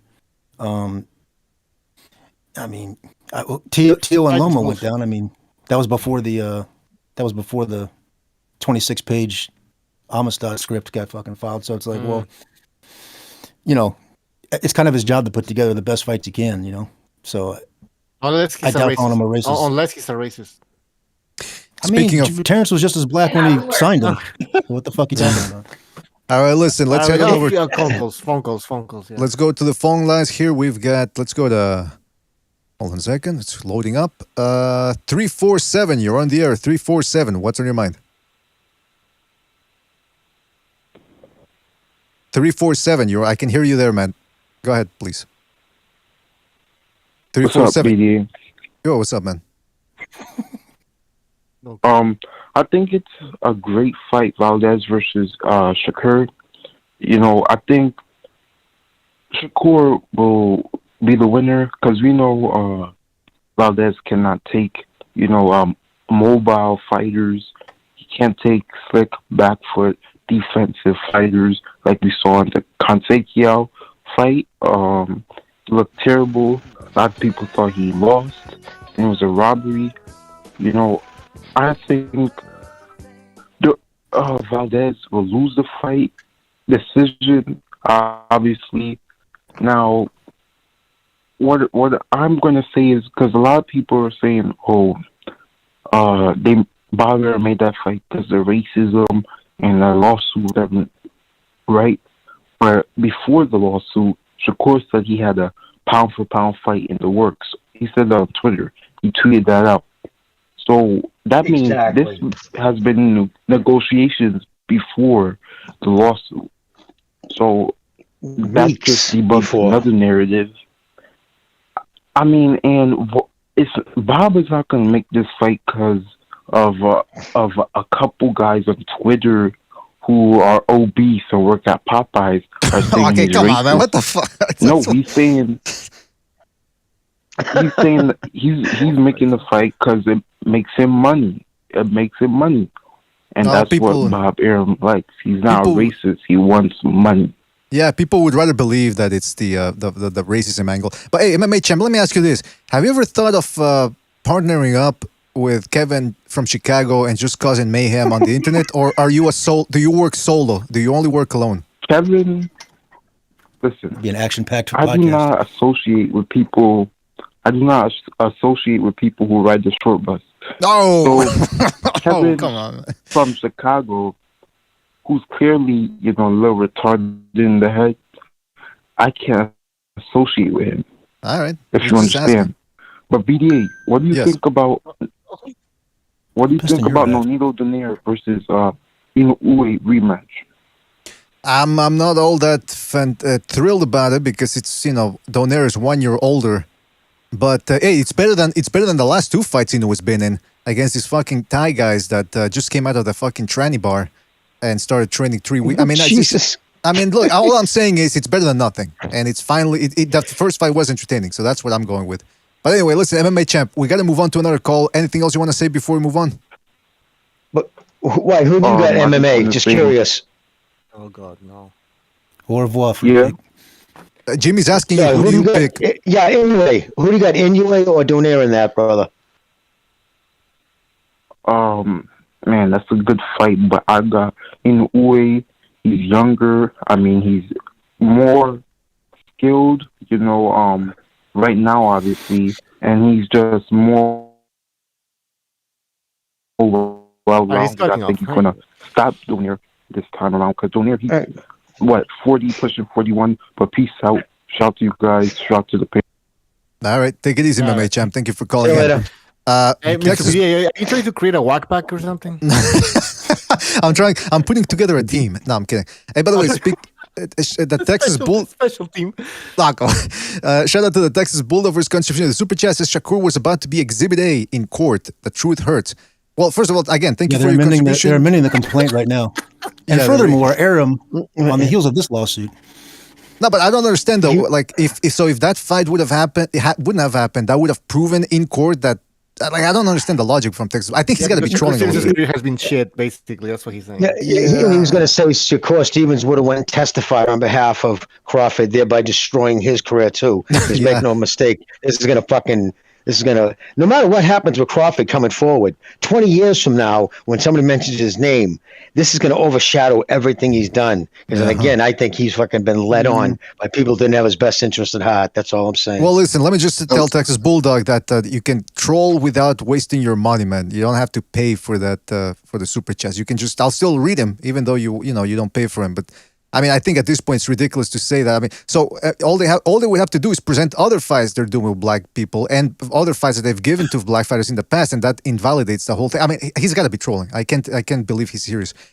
Speaking of seriousness, let's go to 858. 858, you're on the air. Oh boy. 85. Hold on. 858. You gotta please go into a quiet space because I can hear the shopping carts in the back, or I don't know what that is in the background. I don't know if you're at Costco or something. 858, are you there? 858, are you there? Hang up. No, hold on. 858. Let's see if we can hear you. Jose. Oh, Jose again. Okay, what's up, man? Jose. What's up, man? Jose? I forgot. I wanted to chime in on the race issue, man. Go ahead. As far as because I've been listening to your shows, but as far as what's his name, Apollo Malignaggi and Bob Arum, the same goes for them too. It doesn't matter if you think they're racist or not.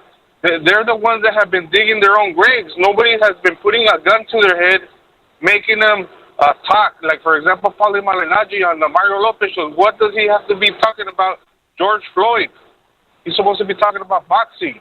And so he's making these statements, and they're painting him as a victim when nobody is making him talk, like Like, all this shit matters in the public arena. Come on, guys. I mean, I can't believe you guys are twisting the narrative. But also, Jose, if Barbarian would have said to me, a Barbarian's job as a promoter is to make his fighters look good, not bad, not talk shit about Terrence Crawford. Hey, you know, Jose, Jose, I gotta say this, man. The whole Paulie Malignaggi thing, that the reason why I did that on Sunday, and I said that numerous times, it's not necessarily that I'm defending him. I'm defending the standards. The fact that you just said he shouldn't be saying that. Why not? The fact that he can't say that and that you're saying that he shouldn't be saying that is the problem. Because guess what? Those same standards of, well, don't touch anything controversial. They're gonna use it against you, man. They're gonna do it. Oh, hold on a second. Well, let me say something they're about gonna use this. it against you. They're gonna use it. Hold on, they're gonna use it, Jose. They're gonna use it against you one day. They're gonna go because right now, us Mexicans and blacks, we have a little bit more slack when it comes to freedom of speech than whites. But once they're done with the whites, they're gonna come after us with the same shit. It's gonna be, don't say this about gay people. Don't say this about this group. Don't say about that one. I heard that narrative before, man. I've heard it all before. I've heard that narrative before. Come on, man. The freedom of speech, dude. That's right. This guy Exactly. is talking about Wait a minute, something Jose. very sensitive. You just said it, man. About a guy who got murdered, a guy who was on trial, Jose. and he got sentenced. He was judged. Is this Gonzalo's brother, by the way? On the No, freedom of speech this is. narrative. That's so stupid. Well, I just have to say something. I don't know exactly what Paul Malignaggi said. I mean, I got the gist of it, but he's got the right to say it. I mean, if there's repercussions, or if he gets fired over it, or if Jose is pissed off at him, then he's gonna have to deal with that, Jose. You got the right to call in and say what you're saying right now. I mean, that's the bottom line to it. The thing is, like, forget supporting it. How about racism? They're how talking about I about don't care? racism. That's a topic, though. They're talking about racism. Crawford's talking about racism. He's complaining about the racism. So, in this whole environment right now, that whole George Floyd thing is about racism. So you kind of blend it in together. Like, I can't say that it was a smart thing to do. I just say it. I can't say it was intelligent. I just said it's his right to say it. Yeah, but he's being taken out of context because he didn't say nothing about George Floyd. He didn't make a joke about him. What he said was, I heard what he said. Is he talking? He said he's been there too. He has asked for too, and he had it coming. But what he said, he was talking. Well, he was being fired. Like he said, he was being called to the floor over comments he made because of the political atmosphere at the time. He said, because George Floyd just happened, so because everything was sensitive, I was called in front of Espinoza, and Espinoza even said it's a sensitive time. That subject left there. He went on to talk about his experience with police and saying, as you know, they're not going to give you time to exactly. Thank you. So that's all he said. So the actual George Floyd end of it was over. That was used in context to the sensitivity of the time. Then he talked about his own experience. The fact that people would even try to say not only is that racist, but Steve and fucking Mario racist for giggling at the joke he made at himself at his own expense is just people looking for racism. All right, let Jose respond. Jose, go ahead. And by the way, Jose, again, there's a lot of background noise where you're at. You gotta squirrel yourself away. Yeah, I know. I'm working at a shop. I'm working. I'm sending cars. Hey, no, but the thing is, it doesn't matter what nobody's opinion is. Like, he was in the public airwaves. Like, that shit matters, it's all about the public opinion at the moment. It's not like whether it's freedom of speech or nothing like that, It's like, you're missing the point. Yeah, but Jose, he lost his job over it, right? At the end of the day, Jose, he lost his job. He lost his job over it, right? I mean, like, there was repercussions. Who got him fired? Like, what matters most? Is public opinion or losing his job? I think I would be more worried about losing my job, and he did that to himself just by talking. Correct. Okay, but hold on. Let me interject. Hold on. Can I just interject? So let me just explain what's going on here. Let me just explain. At what point Jose, I got you. Favors. Jose, you gotta let Mr. BDA talk, man. You gotta hit the pause, dude. First of all, I'm actually a little worried about letting Jose talk here while he's working because I don't want him to get into an accident. He's gonna sue us. He's gonna mangle his hand and then he's gonna sue us for it. But now, you know what it is, Jose? Here's my thing. I think I understand what you're saying. You're saying not necessarily the whole freedom of speech thing is you're thinking that in today's climate, it would have been prudent not to say anything. And I agree with that because unfortunately, that's the way things are now. But my point goes over that, which is that it shouldn't be that way. Now, we can talk about how the world should be and shouldn't be. Here's my point. My point is he's fighting a fight he's not going to win. And he's just being stupid. Well, sometimes you gotta fight either way. Sometimes you gotta fight either way. You gotta let your hands go, even if you know you're gonna lose. Isn't that Bucho? Isn't that what he said in Oz? Sometimes you gotta fight even if you know you're gonna lose. Hey, are you listening? No, I'm not listening because I'm talking. He lost his job already. Yeah, but that's what I'm saying. And you know what? But you know what, Jose? He can go to sleep at night knowing that he stood by what he believes in. He didn't back down for the money. He didn't do it. Oh, you know what? I don't want to lose money. He can sleep. You know who else did that? Jesus Christ also taught how to live by principles. So that's what I'm talking about. He goes to, that's his opinion. That's his personal. Nobody's even saying. All right, we're just going in circles. I got you. All right. Listen, we're going in circles, Jose. All right. That's it. All right, Jose. We're going in circles, but we appreciate your call. Thank you for your call, and we'll catch you next one, right, man? Food for thought, man. Chop it up. Yeah, that's good. Good call, man. We chopped it up. Thank you, man. Yeah, because first of all, I would have kept him on, but the thing is, he's working, but I think he's got the speakers on, so that's why he's not listening properly either. He went super sane like Gonzalo does sometimes. No, sorry, but I was being serious. Was that remember I used to close the metal doors and shit in the boat factory? Well, that's why I said somebody spraying a car because it sounded like an air hose, like when you use a sand or something. That's why I said that. But you can't even go on like pause for 2 seconds. Like when you're talking. Let's talk about this subject because we talked about it for like 8 minutes or more. TX Bulldog, thank you for your contribution again. He says, genuinely disappointed in you fellas. You can say I'm wrong, but to call a regular troll makes it sound like there's an agenda here. Puro amor, but I'm out.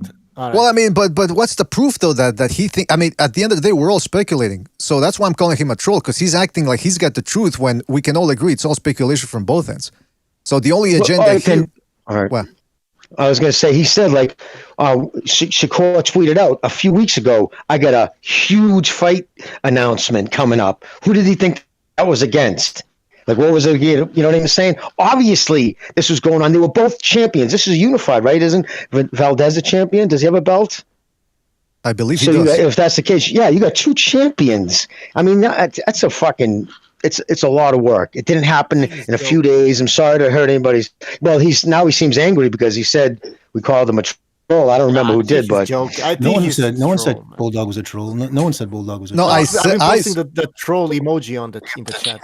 Yeah, and I said I think he's and you know what I said? I think he's trolling because again he's talking as if he's sure that the fight was made only to save face for Top Rank, but he doesn't know. We don't know. So to act like you're sure about it when neither of us are, that's why I said I think he's trolling because he was acting so cocksure about it. But anyway, I mean, I hope he doesn't take it the wrong way. And again, you don't have to spend super chats on some podcast that you completely disagree with. That's all I'm saying. We're not heard for money over here. Let's go to a phone call here. Let's go to. Hold on a second. Hold on. Oh yeah, 678. You're on the air. 678. What's on your mind? Yeah, with the Arum, this about racism, man. I mean, listen, everybody knows that Bob Arum is a fucking asshole, right? To those people that have been in business with him. But that's the extent of it, man. It's like you can't be an asshole now because, you're a racist now. Like, that's ridiculous. You know what? That's what the point I made too on Sunday. I said Don King used to short his fighters, whether they were black, Puerto Rican, Mexican. What, was he a self-hating black guy? Al Heyman gives all his fighters a non-disclosure clause where they can't badmouth the guy. And even if they do badmouth him, whoops, all of a sudden they got to go ahead and apologize on Twitter and grovel. So every one of these promoters, managers, advisors, whatever you want to call them, to a certain extent, they're all trying to, skim a little on the top or maybe a lot.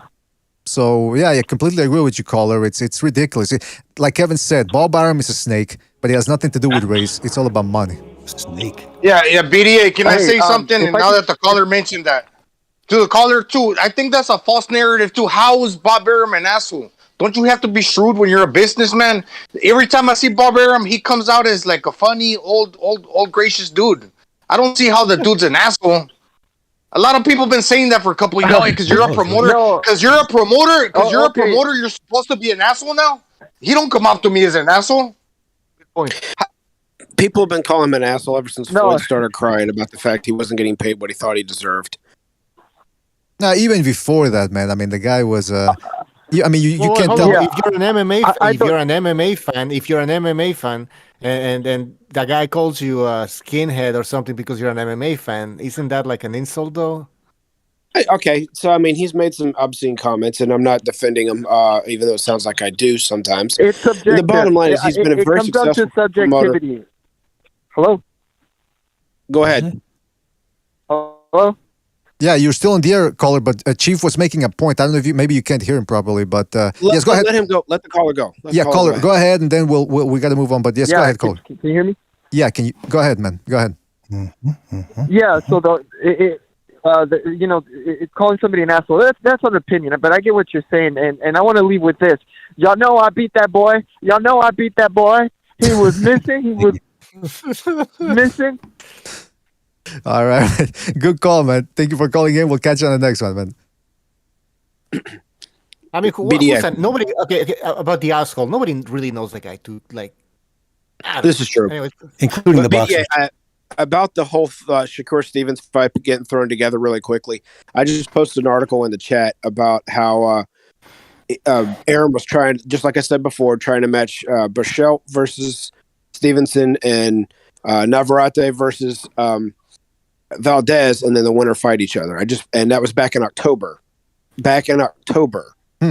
With good and damn well he wanted Valdez and Shakur to be the ones to win so he could get a unification fight there. So the people that think that this is just thrown together really quickly to kind of like, you're not following everything. You're following what you want to follow. You're putting your own clues together. This article's back from October. He's had this plan, this big vision of trying to get this together for almost, the better part of a year. So anyway. That's a good point, man. Yeah, on December 1st of last month, that's when he tweeted out, "Big news, pound for pound me, please." Ooh. So obviously he was talking about this fight. Exactly. Yeah. So that was December 1st. But he was obviously talking about Valdez. He said, "Got big fight news, pound for pound me, please," with an emoji face. So who was he talking about? Imagine if he would have missed. Imagine if he would have missed the first part of that pound for, and it's just please pound me, please pound me. It's like, oh wait, what? What are you asking for there, Shakur? Come on, man, that would have been a little disturbing. Shout out to John Gonzalez. Pound for pound me, please. Pound for pound me, please. Shout out to John Gonzalez for his contribution with the super chat. Says, "You are hurting for money, you liar, PDA." Well, shout out to you, John, for your contribution, and I'm gonna put that to my fund to have ice skating removed from television here in North America, because that shit's got to stop, man. I want more boxing, less figure skating on the air. Thanks, John. You just contributed to your own demise, and you didn't even realize it. All right, listen, what else I was going to say? Oh, yeah, we got another phone call here. Let's go to 419. You're on the air. 419. What's on your mind? Hey, what's going on, BDA? Oh, T-Tone. It's been a while, man. What's up? Oh, Tito. Hey, what's up, man? Hey, calling in, because you guys rarely have the phone lines open, and I don't have a StreamYard, so I'm going to get my talk in, Sure, yeah. Hell yeah. Hey, can you hear me, B-Day? Yeah, go ahead, man, yeah. Loud and clear, buddy. Loud and clear. Hey, what I was going to, talking about is, you guys had a couple of debates open, with the chat and the open things, but you guys only had a couple of them, and, we were supposed to have a debate, with me and a couple other guys, and it never happened. And next time when you guys have the debates, just when you have the phone lines open, call it up. That Kevin and MMA and Chibi, the Canelo talk, we can have a good debate. Do you know how to use... Another thing I wanted to... Go ahead. Hey, another thing I wanted to talk about, too, is that the biggest thing that's in boxing right now, one of the biggest talks, but nobody's talking about it. I wanted your guys' opinion on what Fury said about Usyk being a cheater on steroids. BDA is one of my it's my favorite show on the boxing YouTube. Ooh. And man, I want to hear what's going on, man, from the BDA guys. Well, who wants to take that one? Is this going to bring up? Up Fury not being punished for flunking his test? Accusing the dark spirit. Junk talk. All right, well, listen, Tito, there's a bit of a delay between us, so we're going to answer your question, but we're going to have to move on. But shout out to you, Tito. And by the way, if you haven't joined the Discord already, join the Discord. That way you can jump on the panel when we open it up to everybody. All right, man? Good to hear from you, Tito. But I don't have a Discord. I just can call. Get one. Get one. It's free. You got a smartphone, T-Tone. Stop it. Tito, you got a smartphone, right? I'm sure you do. No.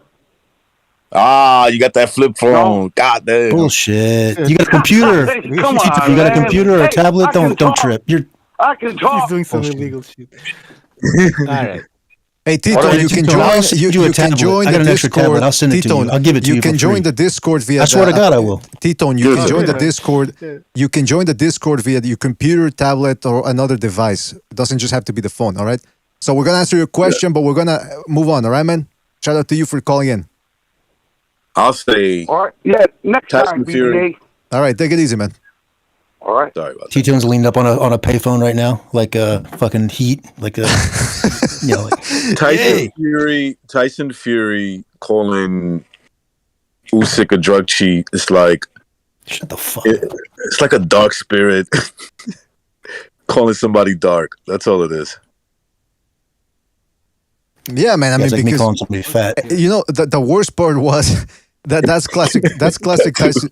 That's classic Tyson Fury, man. The guy goes, he says that about Usyk, and then Vladimir Klitschko, who's friends with Usyk, goes, "Hey, don't throw glasses if you're don't throw stones if you're living in a glass house because you were caught with a PED too." And then Tyson Fury doesn't even address it. He just goes, "I beat you, Dosser. I beat you, Dosser. You couldn't even hit me, Dosser." I beat you, Dosser. He doesn't even address what the guy says. Out of Tyson Fury, and he knows it. He's like preemptively making an excuse. That's what he's doing. Usyk's gonna beat the dog shit out of him. No. Type of language is that, man? I mean, yeah. For a pro boxer to even be saying that, just shut the fuck up. He never tested positive. Who cares if he did? You're doing it too. So is he. He's gonna beat the dog shit out of you. That's the bottom line to it. What are you saying? Usyk's gonna beat are you saying Usyk's gonna beat the shit out of Fury? Yeah, and he knows it. And he's trying to play mind games with him, and you can't rattle the motherfucker. He's gonna sit there with his Rubik's cube. You're not gonna walk in a Batman outfit and fucking overtalk him like you did Klitschko. If you think about it, that is a cheap shot from somebody that's like that's a little worried. You know what I mean? Sounds desperate. Yeah, desperate to me. Well, that's what he does. He trolls. Somebody in the chat says, "What about me?" Says Fury just trolls you all, and you fall for it. Nobody's falling for it. We know it. That's why I said he didn't even address what Klitschko said. That's the point.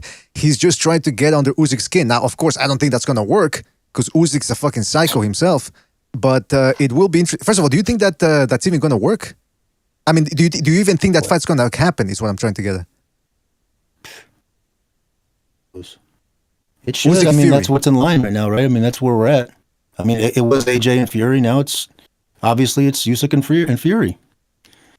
You never know with these heavyweights. I mean, because they've bewildered me. They've, how do you call it, bamboozled? They bamboozled me before. Yeah, it's the era of undisputed, so it should happen. Everybody's putting aside from that, they're the last two men standing, right? I mean, the last two standing. This is the way. This is what should happen. Like the Fury and Wilder fighting 3 times in a row. I wouldn't have called that to happen. I would never thought that would have happened, but there it went. And AJ Usyk fighting AJ before AJ got to fight Fury. I just thought that he would step aside. I thought Usyk would step aside, and then probably do the same thing that he did anyway to whoever won that fight between AJ and Fury. But I want to see the Usyk Joshua rematch, though. I'm intrigued by that. Yeah, but why though? Would you rather see? Okay, so would you rather see Usyk and Joshua, or would you rather see Usyk and Fury? I'm just saying, like, if you had it either way, just pick one. Well, maybe Usyk and Fury because it's for undisputed. But stylistically, I would rather watch a rematch. I'd rather watch them run it back between Joshua and Usyk. I want to see that too. I agree with you. Yeah, I agree with you. I just think that, like, we got to have like let's just like make it like it's a bracket. You know what I mean? Let's put some kind of like an order to this thing, even though it's not. But let's just say, like, out of the top 3 or the top 4, it should be by elimination. Now it should be this is it. This is like all the heavyweights now. And I just thought of something, Pete. That fight flies under the radar for a lot of people, I think, because that fight was exciting. Now that I think of it again, I'm probably gonna go watch that fight again because it was a good fight. They both got touched up. It's just that Joshua was on the losing end, and maybe that was a little sad to like a lot of people. But it was a good fight, though. You know what, man? I agree too. By the way, Fury's the weakest out of all of them mentally. If you want to get down to it, he's the most. I mean, I know he's funny. You know what I'm saying? Like he's got a mouth on him. You know what I'm saying? Like he can talk shit. Which if a fighter can do it, you know what I'm saying? If he can do it, like to promote a fight, if it's his natural personality, then why not do it? You know what, man? I think forced and canned, right?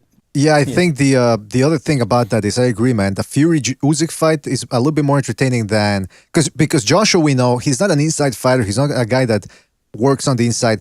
Fury is against Usyk would be Fury realizing he can't really outbox Usyk from the outside, so he's just gonna try to follow him around, lay and pray, lean on him the way he did with with Cunningham and with Wallin, and that's the type of fight it's gonna be. It's gonna be a sloppy affair, and I'm not terribly interested in that.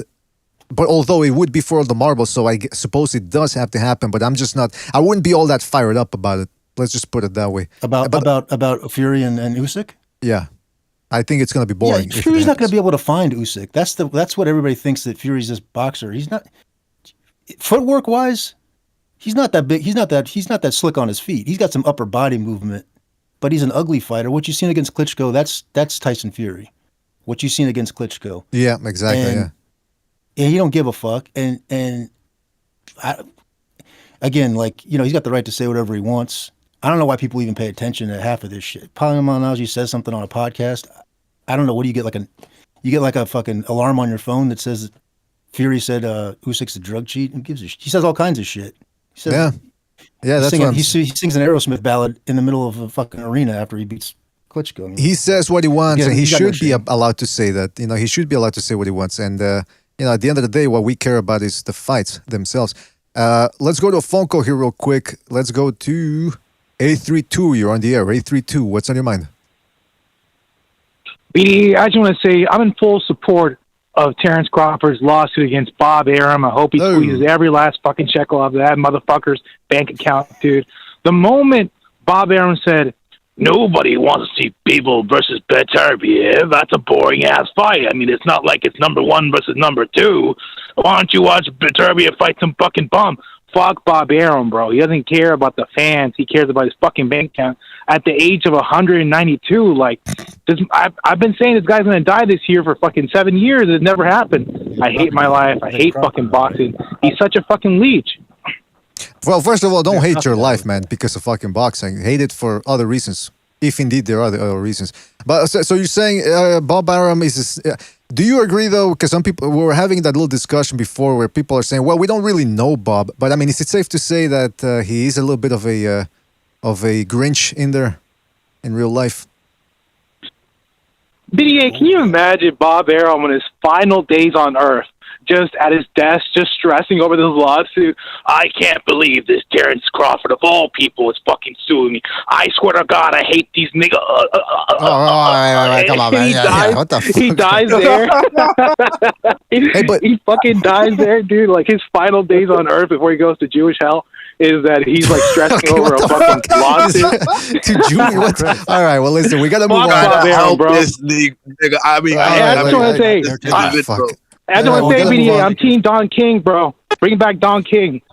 All right, yeah. Bring back Don King. He's promoting a fight. Yeah, all right. Take it easy, man. Thank you for your call. You know what? That's the thing, though. That's a good point. Don King used to put on some much better press conferences than Bob Arum. Remember when Bob Arum, Mayweather, Judah, it was a co-promotion. Mayweather was with Arum, Judah was with Don King. Bob Arum starts talking. This is the fight of the year. The fight everyone wants to see. Nobody wants to see that. The fight of the year, blah, blah. Then Don King comes in. He starts lighting the room on fire, man. He starts with non sequiturs that make people laugh. He's got one-liners. He's moving his hands while he's talking. He's gesticulating. You gotta sell the fight, and that's why I always hated when these writers were always like, "Oh, Don King talks too much." But real quick, some people used to say, writers used to say, Don King talks too much. Well, what do you want then? You want Bob Arum telling you this is the fight of the year ad nauseum, or do you want to hear a guy in a bombastic type of style of oratory? That's what we want to see. Sell the fucking fight. Don King was a people's person. That's the thing, though. To be recognized, he was a people's person. He was a great promoter, but that guy was like a murderer and stuff. He wasn't like a great person. I mean, let me finish. At the end of the day, who fucking cares, right? If Arum is an asshole, which I don't know. Well, going back to that point, who cares, man? Well, the guy's like not even. Yeah, go ahead. The gossip's cool, man, but I'm more interested in the fights, man, in the boxing. He grew up in Cleveland, Ohio, man, in the fucking 70s. That shit was fucking worse than it is today. So, I mean, I'm gonna give him a... And he pulled an American History X too, huh? He curb stomped him. Yeah, he curbed somebody. That's the talk. But the thing is, the big difference with Don King, and he had like probably $1 billion total go through his promotional company. His promotional company was like him and a couple of dudes. Like Bob runs his company like a real company. Don King, his company was Don King. Like he promoted himself, and he knew that was the angle he went to with the flags, the rhinestone jean jackets, and only in America he made his slogan. So that's how he promoted it. Unfortunately, nobody robbed fighters like Don King. I mean, Tyson won a lawsuit off him for $14 million, and that's just what they could prove. I mean, he had stories. I mean, he was literally charging him $8,000 a month for towels. Like, yeah, man, it was fucking. He robbed so many fucking dudes. It's insane. Well, I mean, what he did to just hold up. Look what he did to the kid after Tyson lost. I mean, he ruined his championship for him, dragged him to court. Dude had to spend almost his whole fucking earnings winning that belt, trying to defend it in court. So, yeah, listen, Don King did bring up the big fights, but at the end of the day, it was all about Don King. Yeah. Don King was the whole having the manager son-in-law thing. That was really where it went wrong. But it's applicable to today because it blurred the lines between a manager's obligation to his fighter and the promoter's obligation to the show. To the actual fight, and like Gonzalo said, if Arum's not the type of guy to start screaming and yelling, I don't want to see it forced. And if I don't want to see Don King in a suit and tie, acting all fucking proper. Mm-hmm. Just give me the fights, and that's why That's why at least with a promoter, as somebody who's watching the sport, our interests happen to line up. Nothing against the fighters, but the promoters are there to make the best fights. They're not trying to overpay. But who's trying to overpay? Crawford's not trying to overpay Bomac. Is he paying him double? I mean, is anybody trying to overpay for anything? So you're all kind of running a business. You have a checking account. I mean, if you pay your bills and you make an income and you do the math, I'm sure you'd love to give this guy 3-4 times, but pay for 3 or 4 times the truck that you drive right now. But you can't fucking afford it. What do you want me to do?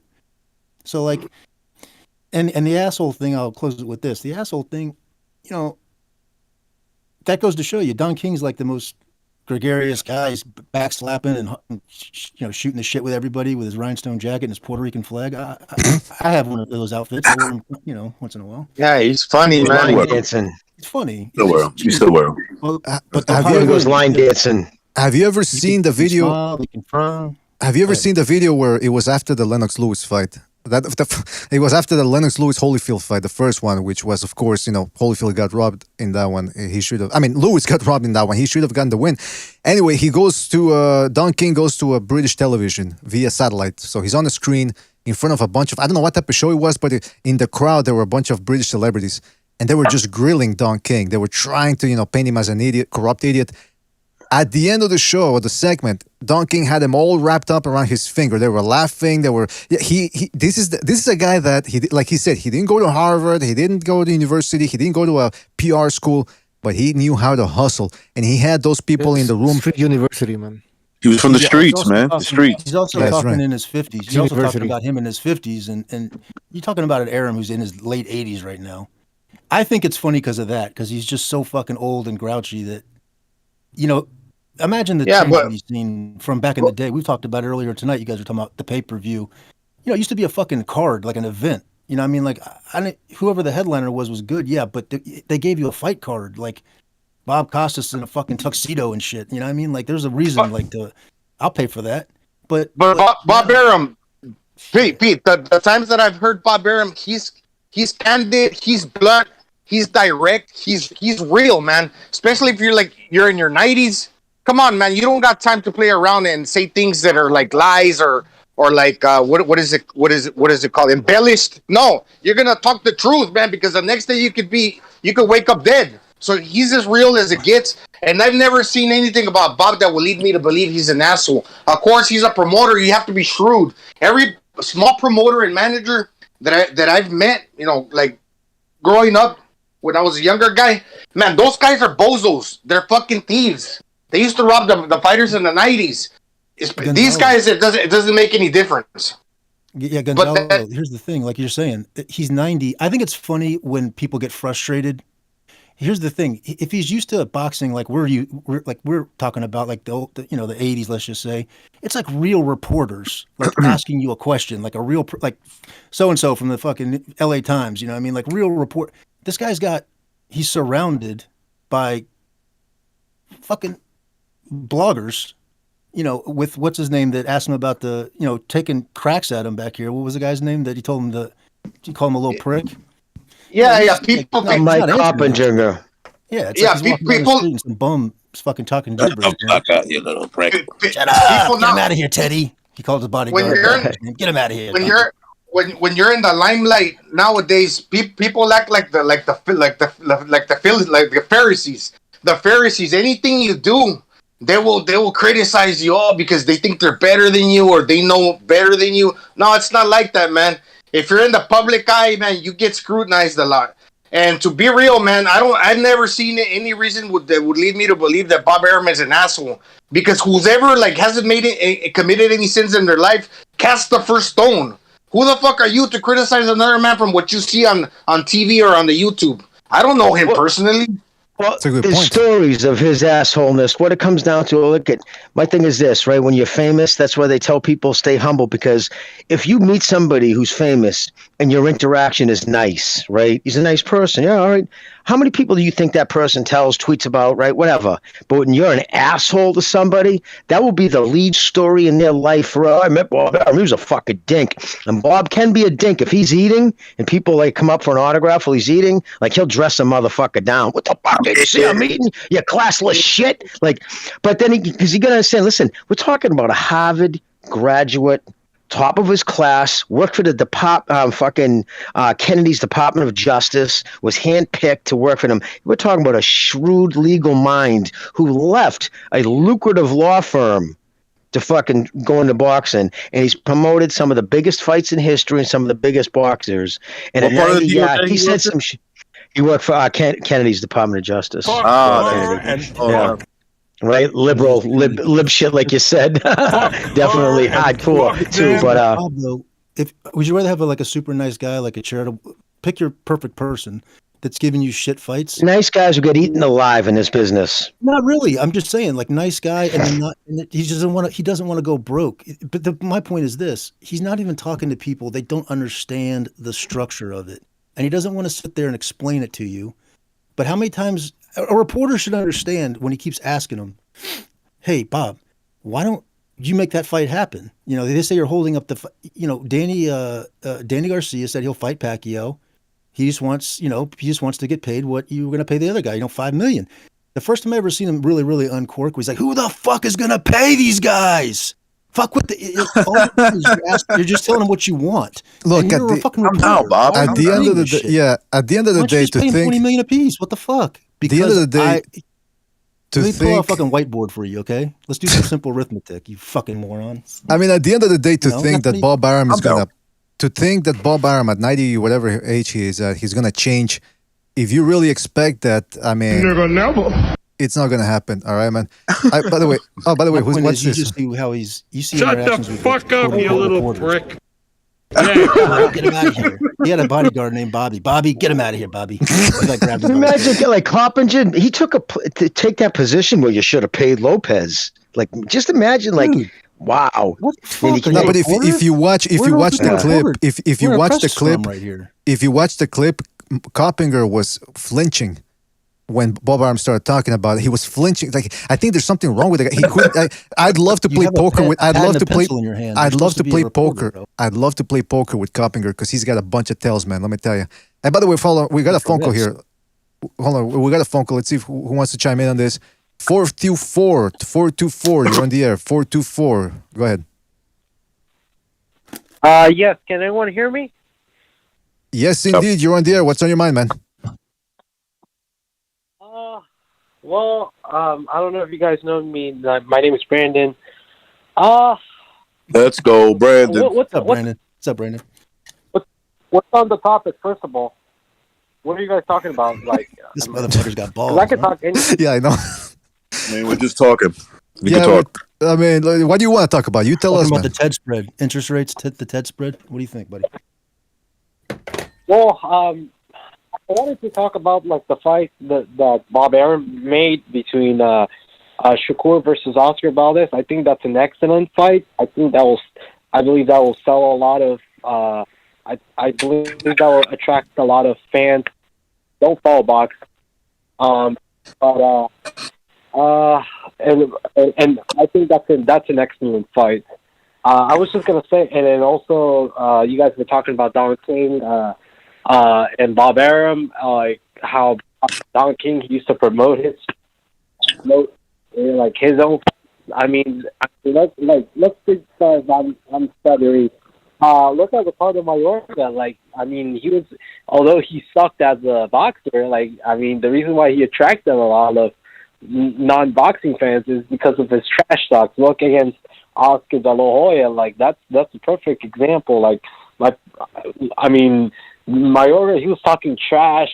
Oscar De La Hoya talking trash that, he called them the bag, stuff like that, and like it attracted a lot. Well, Brandon, let me just tell you, man. If you're gonna say that word, because I think you cut off, which is good. But if you're gonna say that word, at least say it in Spanish. I don't think we can get in trouble if it's in Spanish. I don't think. But point taken. Yeah, I mean, it's okay. But I mean, your point is taken. It's true. I mean, Don King would manage people or actually promote guys that weren't all that good sometimes, but he could make the most out of nothing or very little, and that's the mark of a good promoter. Yes, he stole money, but even like Larry Holmes said, he stole money from me, but I also made a shitload more than I would have made with anybody else. So that's a good point. BDA, Brandon. when it comes to the fans, when it comes to the fans, Don King might have been the best promoter to ever do it. I'm not talking about for the fighter. I'm talking about for the fans. I think so, man. I think you're right. You In just the heyday of the right, man. sport, too. We got to keep it real. It was in the heyday of the sport. I mean, so different times, and I agree with this guy, though. Mayorga had a cool personality, man. He would smoke, like, after the fight, he came out in the Ring magazine, like, smoking, and he would talk a lot of trash. He was a good fighter in the sense that he was a puncher. He beat Andrew 6X Lewis and beat Vernon Forrest twice, man, and he would take shots on the chin just for the crowd to see and put on the show. He would put on the show, so the dude was excited. He helped himself. He's doing what maybe a Terrence Crawford and Errol Spence aren't doing. I'm not saying do that on purpose, but he was just a natural at talking shit that was funny to watch. Remember those Fernando Vargas press conferences? Oh, yeah. Stuff like that. Yeah, that was. I still rewatch those. When he came in the Matador outfit and he smashed his picture on the ground. Or when he slapped Chase Mosley's girl on the ass. I think that was staged. I think that was staged. But listen, Brandon, we got to move on. When he called Fernando Vargas a fat girl, they put that plexiglass in between. Yeah, gordo. By the way, Brandon, thank you for your call, man. But we got to move on. All right, man. So call back next time. Yeah, no worries. All right, take it easy, Brandon. Thank you for your call, man. All right, let's go to. Later, Brandon. Let's go to. Hold on a second. Why isn't this working? All right. Hold on a second. 503, you're on the air. 503, what's on your mind? 503, you're on the air. Going once. Going twice. All right. Let's go to. Hold on a second. It's taking time. 301, you're on the air. 301, what's on your mind? Hey, what's up, guys? What's up? I was listening to the show earlier. Someone said that like Arum didn't want like the WBO to leave Pacquiao, and the same thing with the WBA and Ugas.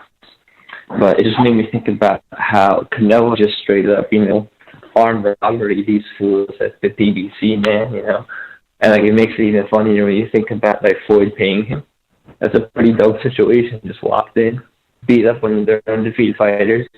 Was easy to work too. Took the WBA. left with, I assume, somebody's girl and their belt, and in true Chino fashion. So that gave me a funny image, sure, of like him after the fight, like calling that weasel Espinosa over, like, "Hey, cabrone," making him sit on his lap, giving him a little pat on the ass.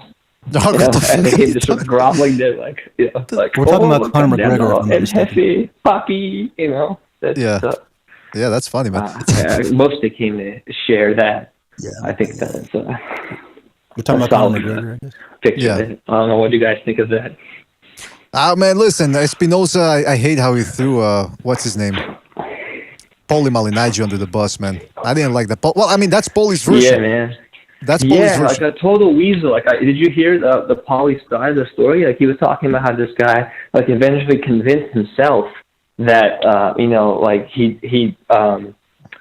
that he wouldn't that he didn't write to Paulie directly saying he wouldn't say anything about him in the press. Mm-hmm. What? Yeah, first of all, you need to calm down. You need to calm down a little bit. Yeah, man. No, seriously. Yeah. And that whole thing with Paulie too started, guys. You can remember too, because remember after the Wilder Fury fight, Paulie was really angry. He was like, "This is just ridiculous. There's no way I can sell this. How am I supposed to look at those 12, or whatever rounds were, and tell you the right guy won, or this was a draw? You can't." And because of that, Wilder, Shelley Finkel demanded he be fired.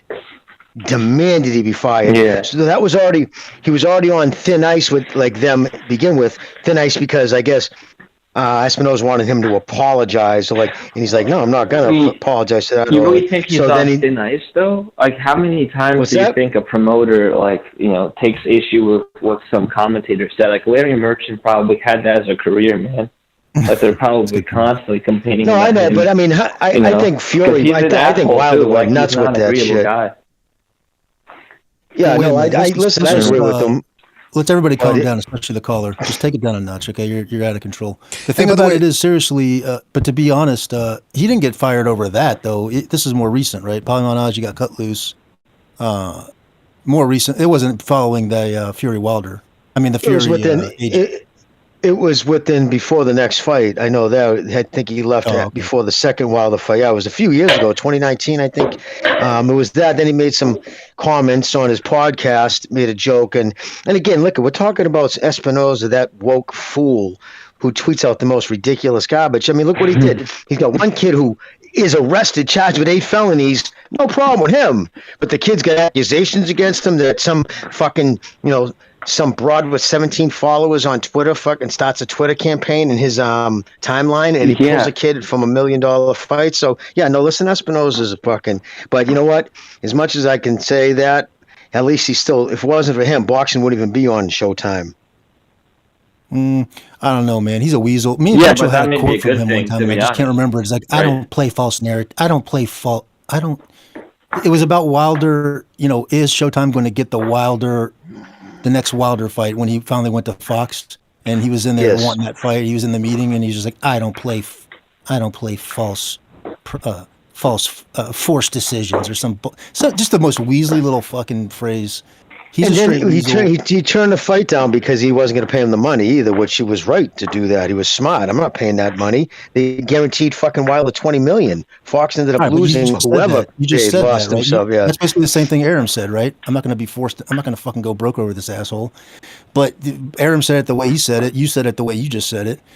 But you don't want to hear weasel talk. That's not. It's not time for weasel talk. We don't play false. We don't play forced decisions. At least Bob Arum is honest, and he'll tell you the truth. The truth hurts. It might hurt a lot of people what he said, but the truth hurts sometimes. Now, if you lie and you display that weasel character, like when Floyd Mayweather fought Jake Paul, and I think he did it a few times, when in the end of the day you say, "Oh well, Floyd fought Jake Paul, but maybe it wasn't the most exciting fight." But in the end of the day, this is what boxing is about. That's a fucking lie. That's not good for him to represent Mayweather like that. Even though he wants to appeal to Mayweather and a certain crowd, that seems kind of weaselish. At least Bob Arum will tell you the truth. Yeah. It's insulting, right? It's insulting. Yeah, Mayweather's it's insulting. This is fucking bullshit. Well, hey, you want to hear a must fucking say- hot rumor? Real You quick, want to hear real a hot quick, rumor real quick about Mayweather? Real quick, Jimmy. Okay. Just 301. Thank you for your call. We gotta move on, but thank you for your call. Call back next time, right, man? Take it easy. Peace, baby. I forgot someone was on the phone there. Yeah. Yeah, sorry about that. Yeah, go ahead, Jimmy. What's on your mind? Well, again, this is something I heard through the grapevine, so take it for what you want, but I thought it was pretty funny. I was told that he's supposedly fighting a billionaire's, like a guy, one of the wealthiest families in Dubai. His 19-year-old content. Yeah. Well, no, not that. That's on the news. But this is the grapevine. Thanks for checking me though, real quick before I could finish it. You're my boy, Pete. But listen, no, but so I was told by somebody who said he heard that it's been put out to those rich families, like, you know, out in Dubai, that he's willing to sell his O. Like because it's doesn't really count. It's not going to go on box rec, but he's willing to he'll sell his O, let somebody get their hands raised for $500 million or $500 million. Well, that's cool. So, yeah, right? I mean, that'd be actually pretty smart if he did that.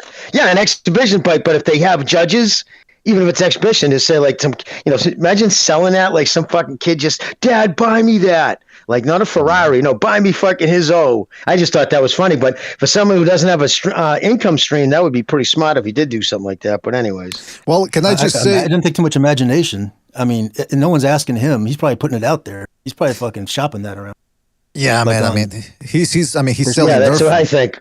He's selling. Listen, I mean, I'm not. No offense, but I'm a little tired of talking about Mayweather's finances because I mean, the guy's out there selling windows and he's selling Nerf guns. I mean, I don't know what the guy needs money, whatever. I mean, everyone has to make a living, but it is kind of bizarre that this is the route he's decided to take. He could still box, but then again, that's a hard business, so I don't judge him for it. But now, oh no, I don't mean. I'm not saying his money. He's just a shameless lot. He's just a fucking bullshitter. He's like a bullshit artist. I know. He just wants. And hey, before we go, we got fights this Saturday, and I'm sharing my screen with you guys here.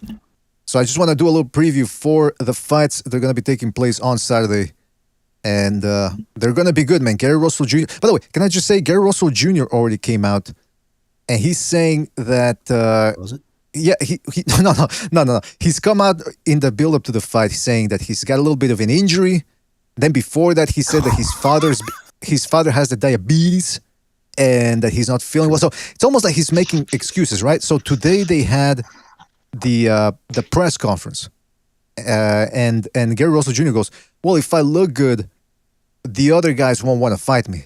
So now that's three separate things that he said, which is, it's almost like he's laying the groundwork to look bad. On top of that, when he fought Nayangbar, or whatever the guy's name is, the Mongolian guy he fought in the last one, he was getting tagged a little bit more than usual, and he was tired, man, the championship round. So a bit of ring rust, you think? A little rusty?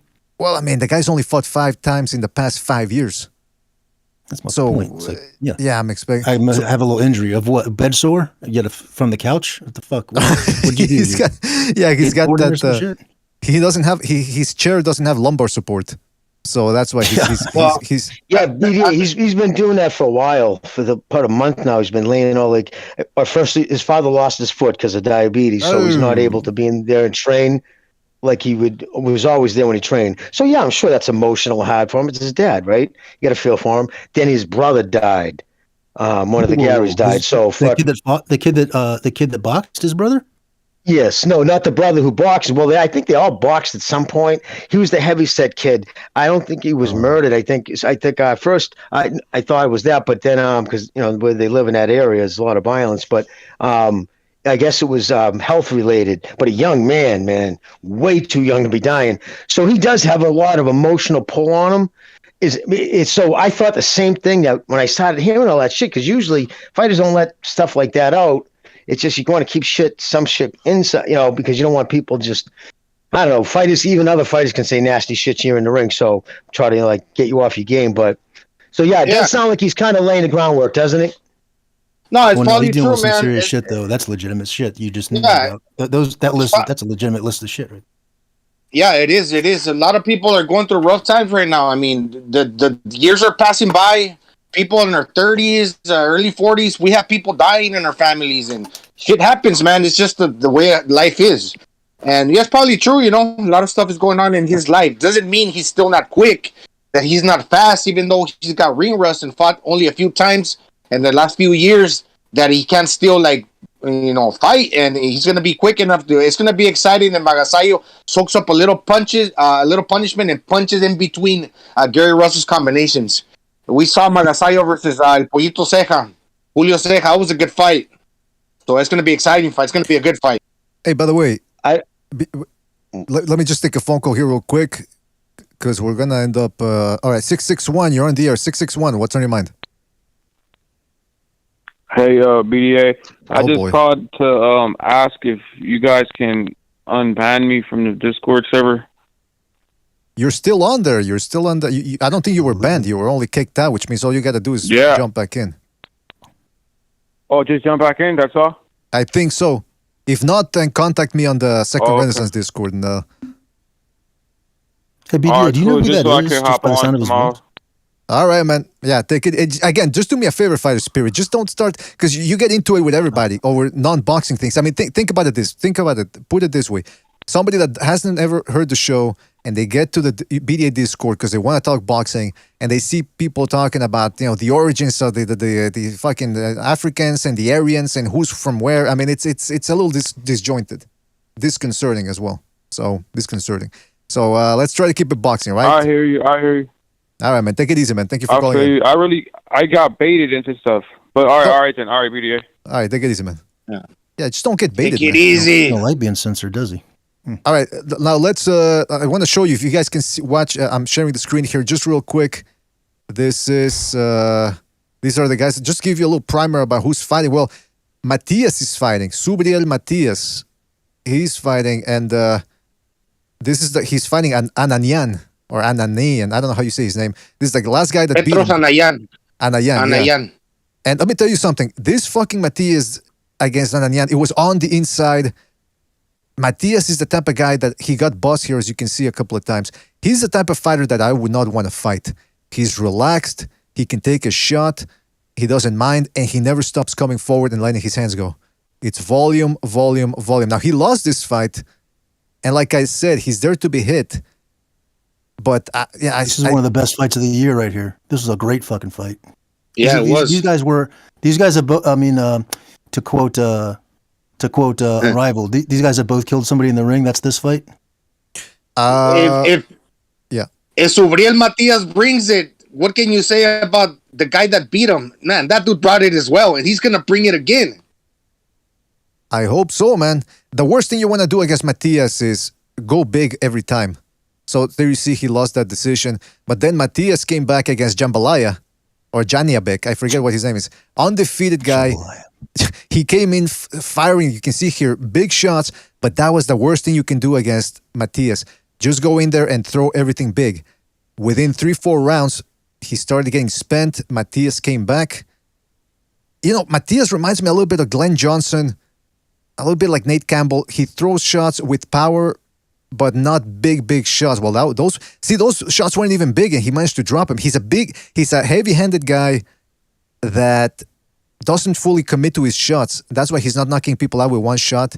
But as you can see, they should play the Terminator theme when this guy fights, because he just keeps coming and takes everything, and there he made Jambalaya quit. Antonio Margarito, BD? A little bit. I know. Yeah. Except for the skin color, I know, because they don't look alike. You're not going to think of that, but yeah. Odell Beckham from the neck up.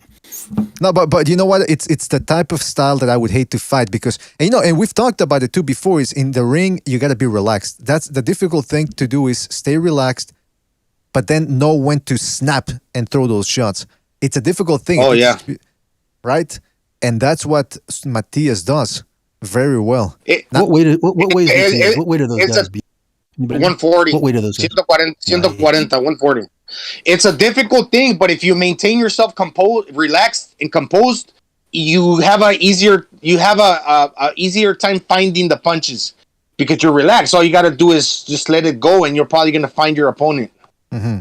And when you're relaxed, it controls your breathing. That's why good fighters will always learn how to meditate. You learn to control your breathing. When you control your breathing, you control your oxygen flow. It keeps you from getting tired quicker. And when you're nervous, you tend not to breathe. Mm-hmm. You start clenching up type of thing, even when you're fighting. So, yeah, controlling breathing is actually a part of boxing. A lot of guys just never seem to get good. Some guys just get in there and they just, Seems like they're just taking a walk with the dog. And let me mention something real quick. I just thinking. Okay, let's say you're relaxed, and let's say you see like let's say a lizard. If you're relaxed and you just stick out your hand and try to grab it, you're probably gonna get it because you're relaxed. You're seeing it, and then you're just sticking your hand out. And if you're relaxed in the ring and you just let your hands go, but you know where you're gonna place your punches, you're gonna find the opportunity to land. You're gonna find the placement. It's like that. Staying relaxed is a benefit. It pays off.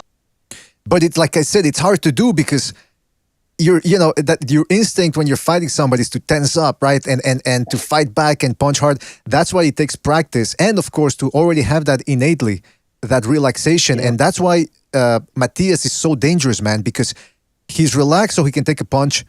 And he's also got decent defense, although sometimes porous. And then once you're done punching, he just comes back all relaxed, throwing, shots, not hard, but in volume and with a little bit of pop, and he just tires you out. He's in it for the long game. And that's a dangerous thing, man. And especially BDA, once you start landing and you know that that's paying off, as soon as the fight starts progressing, you can start laying it on a little thicker. Exactly. Right? And then you're in control. Right? Exactly. Then you can turn it up more. It's kind of like Navarrete. He starts laying it a little thicker, and also you start honing in your shot where you're getting your timing and you're getting you're placing your punches more accurately. That starts becoming more fine tuned as well, and your opponent starts becoming more diminished. It's a great point. You think he's easy to hit, so you go, let me go harder, but he's taking them. And he's blocking some of them, and he's rolling with some of them, and he's punching you. Before you know it, you go big every time, and you're tired, and he's still coming, and by then it's too late. Then the confidence starts gaining on his side. Exactly, the momentum. And if you throw everything hard if you throw everything super hard, like put everything behind all your punches, it's like I say it all the time, when you're facing a pitcher who throws crazy heat, 99 miles an hour, but all he throws is 99. Eventually, you time it. And it's the same thing with boxing. Exactly. You need to fucking change shit up, change speed of the punch, change, like Canelo's famous for it. You can always tell his first punch. It's almost like a signature thing. Usually by like the third round, he'll, just really fucking wind up with somebody and let the first punch, because you really want that first punch sets the tone. If you can hurt him, at least get his respect, that fucking tree is planted right from the get-go. So yeah, but I think Canelo, and also if you look at that fight, Plant was nervous. Sorry, brother. What was that? No, I stopped. Well, I stopped. Go, bro. Can I say something about that though? Because Pete, you asked what the weight division they're fighting at. Like Gonzalo said, super lightweight. Matias is rated number 5. Of course, he still has to get past Anananian, who beat him in the first fight. But there's, most of the guys, the top guys, obviously at 140, they're with Top Rank or another promotional outfit. So what if Matias versus Ananyan, the winner, they could take on Batir Akhmedov. That would be a nice little score. He's still a good fighter.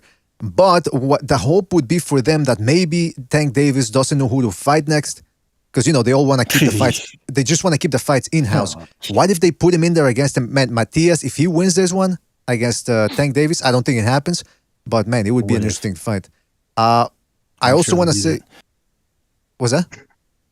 I'm sure they'll put Tank in there with either of those two guys. That fight that I was talking about, if that's the fight I'm thinking of, I'll watch those two guys fight each other or any other person in their weight division, because they're going to come and they're going to give it. They're going to come and they're going to bring it and they're going to throw. What about Cepeda? I'll watch those two guys right there. That guy right there with the blonde hair and the Cuban link. And the, I'm not going to describe him. You know what I'm saying? You know that guy right there. The medallion. And then that was a great fucking fight, man. And those two guys bring everything you can ask for from an opponent. I mean, from a fighter. That's it. Any of those 140 guys would have a fucking night against either one of them. I want to give a shout out to Get These Hands. He says, Gary's getting KO'd. He's never punched hard in that weight class. And the years that went by that he's not been active, he's not ready for war. All right, shout out to Get These Hands for his contribution. And speaking of Gary Russell Jr., and I want to add to what Get These Hands said, but first let's look at the highlights. Let's look at Magsayo. For those of you that aren't familiar with Magsayo, this is his last fight against Julio Ceja. As you can see, they're dropping him in. That's okay. Just we gotta rewind because maybe people don't know who's who. Magsayo is the one in the white trunks that just dropped Ceja, and Ceja obviously the one in the blue trunks. Ceja went a split decision draw, I think, against Brandon Figueroa.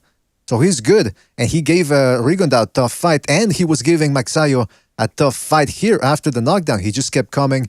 You can see there, Magsayo, though, was trying to run him into something. And look at that. He throws hard shots. The guy is he looks strong, man. And he hits strongly, too. But he was getting backed up by Ceja. And Ceja just wasn't going to capitulate. He kept coming forward, trying to dig to the body. You see there, Magsayo throwing hard shots in combination. He was starting to get a little tired, though. There he got hurt to the body, and then this happened to him. He got dropped by Ceja, so it was back and forth, but then this happened for Magsayo. Perhaps the knockout of the year. Just laid this guy out cold. Now, Jimmy, I want to point something out. I think Recognize was the one that pointed this out too. When a guy goes down that way and his legs are straight like that and close together, that's a sure sign that he's out, right? Yeah, that's usually you go into that fucking like you see dudes sometimes their arms stay straight up in the air, like they'll be on their back with one arm's up in the air and it's just the jaw's all tensed up. It looks like an epileptic fit almost. Yeah, they're out cold. Mm-hmm. It happened in the NFL game, the wild card game, the 49ers game. A guy got knocked out just straight cold like this. Yep. Like one of his hands was like just frozen in air, like a Frankenstein, but just with one arm sticking up. Yep. I'm telling you, man, I prefer boxing because at least you get a chance. They're defending yourself. Fucking the NFL football, you're gonna get hit. You're gonna get tackled by a 200-pound guy at some point, and honestly, it was the guy that was supposed to lay the hit, and this running back just ran him over. It's just the way that he clipped him. It's sometimes you get caught in the side of the helmet and. I've never been knocked out cold, but I don't think you can get knocked out cold, right, Pete? Go ahead. I don't think you can get knocked out cold, right, Pete? I mean, people have tried, but it just wasn't going to happen against you. What? Yeah, no, I've been completely had no idea it was even coming. Ear hold, they call it. Like you're just running downfield as fast, and someone just fucking blindsides you, and you're just staring up at the fucking lights. You're just looking up in the air, like, what the hell was that? Holy smokes. Man, that sounds scary. You know what's messed up? A lot of linemen and guys on the line, what they fear the most isn't the hits, it's the roll-ups on the back of their leg. You know what I mean? Someone like 300-pound dude, just because all of a sudden just rolls up on the back of your leg and you're not expecting it, and just your legs, in one position's not moving, your big body turns. That's where most of the severe knee injuries happen.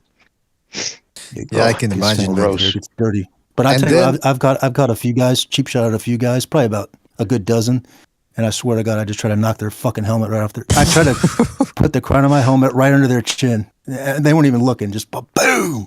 Well, so you must hate the new rules then. You must hate the new rules then with the NFL, where they just baby the quarterback and shit. Now it's crazy. You can never touch the quarterback. By the way, the quarterbacks are always off. Campos Vasquez says Magsayo defensively is flawed, but he's entertaining to watch. And that's the thing. Ceja was going at him.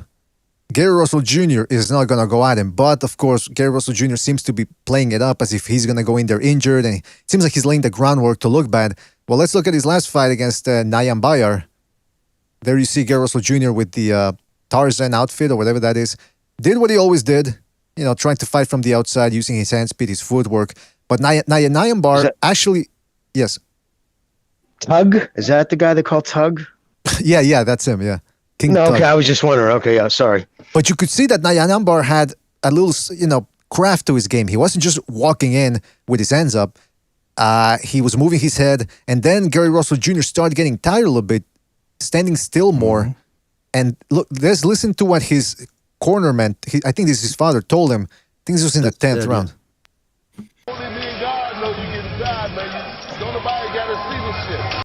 Okay, I don't know if you guys heard that, but he said, only God and you know that you're tired. Ain't nobody got to see this shit. He was puffing and puffing, man. And he wasn't even getting that, he was getting pressure with the feet. So, but the problem is, I don't think Magsayo's that type of guy. Magsayo, I think he's going to be made to look a little bit like a fool in the middle of the ring because you see there, Gary Russell Jr. has good defense. So those are the highlights. If I may just say, I think Gary Russell Jr. is going to start out well early on, but if his stamina continues to deteriorate, especially like Pete said, he's only been fighting 5 times in the last 5 years. It might catch up. 6 fights in 7 years. It ends up being, I think, 6 title defenses over 6 years. But his last time in the ring was almost 2 years ago, if I'm not mistaken. So yeah, and which can I say? He also blamed the media. He actually tried to put his infrequent fighting at the feet of the media. Oh, there you go. So, but well, listen, I'll tell you what. Go ahead, Pete. I'm just saying it's a cautionary tale. Number one, you take too long of a layoff in between fights, and then at the end of I guess if you look at your number in your career, the time's ticking if you're fighting or not. So that's number one. You're gonna get to the end of it, and you're gonna have like 25 fights in your fucking career. That's number one. Number two, these long layoffs. There's a lot of it's hard to. I mean, these guys don't stay on weight. Why would you stay on weight if you have no date to fight? At least if you're fighting 3 times a year, you really got no reason to get off track or get off weight or make bad decisions. And then you couple that with stuff that you just can't plan for, like some shit happens in your personal life. Forget the media and that bullshit. I'm talking about your dad losing a foot. He's a big guy. I seen Gary Russell fought in the undercard of the Thurman fight when they fought here in Tampa. His brother was fighting, and Gary was working his corner. And I seen his dad's a big dude, and you get some shit distracting you. You're only a human being, so you're going to pay attention to it. It's kind of like T.O. You know what I mean? This shit just wears on you. You make bad decisions, and then you might have a bad outing. I'm just saying. Yeah, you can't fight that infrequently. I mean, not at this sport. Listen, ask any fucking professional fighter, when did you feel at the best of your career? And almost inevitably, they'll tell you when they were fighting 5 to 9 times a year, without a doubt. And you know what I mean? Even 3 times a year for a professional fighter almost isn't enough. I would, prefer 3. I mean, think about it. I said it to you the last couple of shows. Even after he was in that fucking historical war against Medrick Taylor, Chavez fought 5 more times in a year. 2 of them weren't even championship fights. They were stay busy between the other 5 in 12 months. But that's the reason why who he was could take shots like that and all that other shit combined, compared to what these dudes are doing today. It's because they don't fight enough. I can't stress that. That's exactly. That's the number one fucking detriment to the sport. And it's going to keep making for worse products. And eventually this niche sport, everybody thinks like this thing's inevitable, like infallible, like it'll just go on forever. It might be some version of it.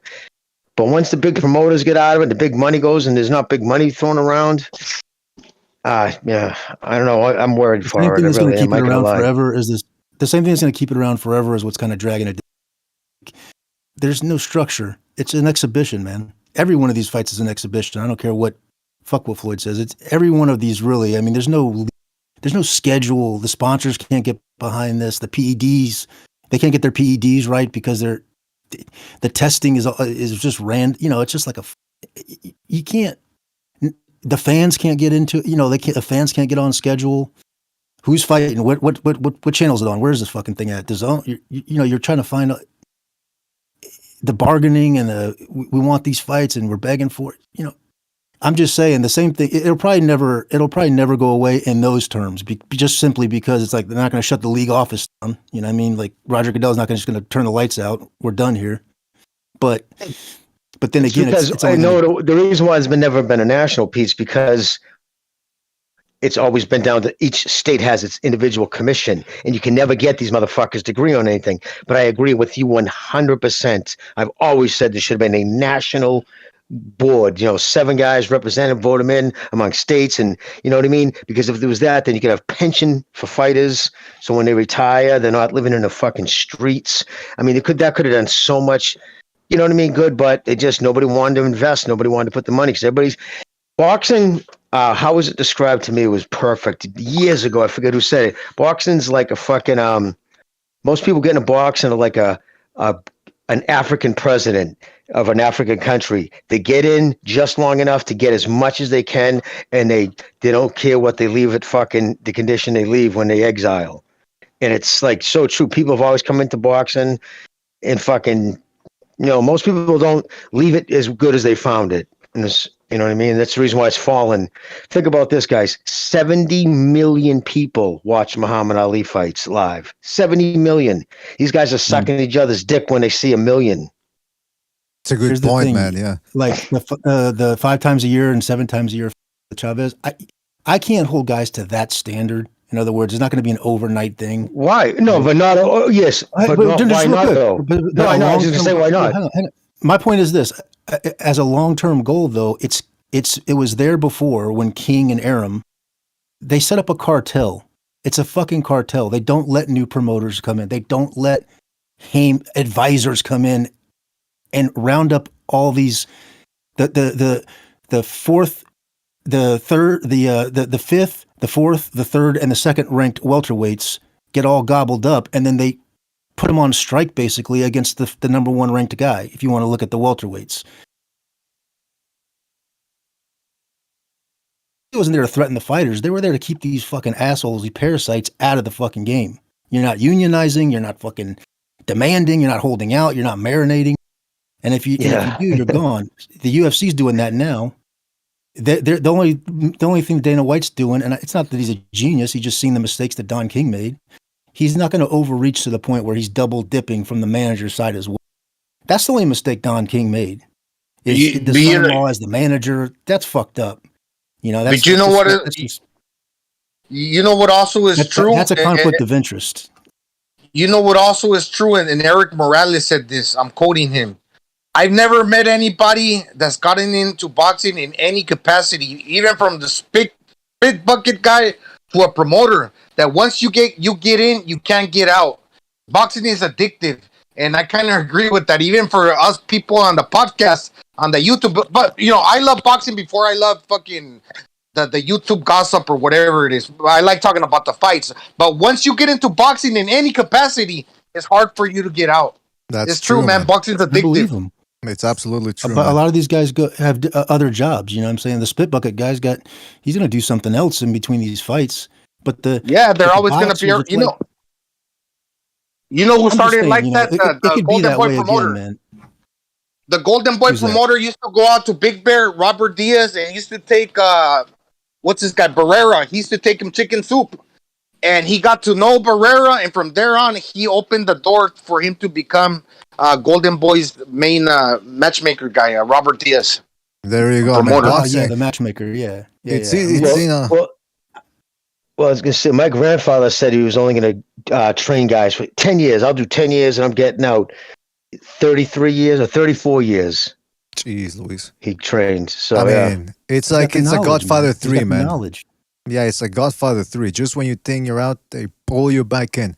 Well, listen, with that being said, we do have to go. So shout out to everybody that joined us on the panel.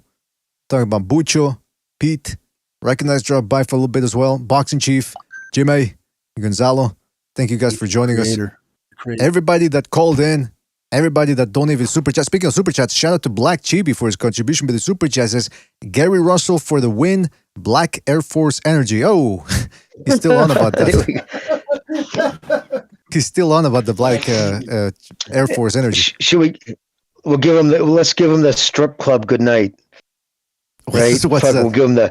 You don't have to go home, but you can't stay here. Tip him on the way out the door.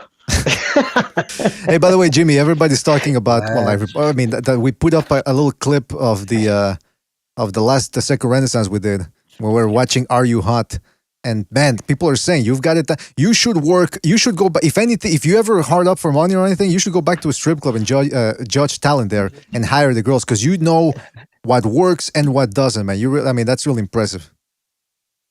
Well, it's just so many years there, dude. It's like anything like boxing. You know what makes money. And girls would ask me, "What are you gonna do?"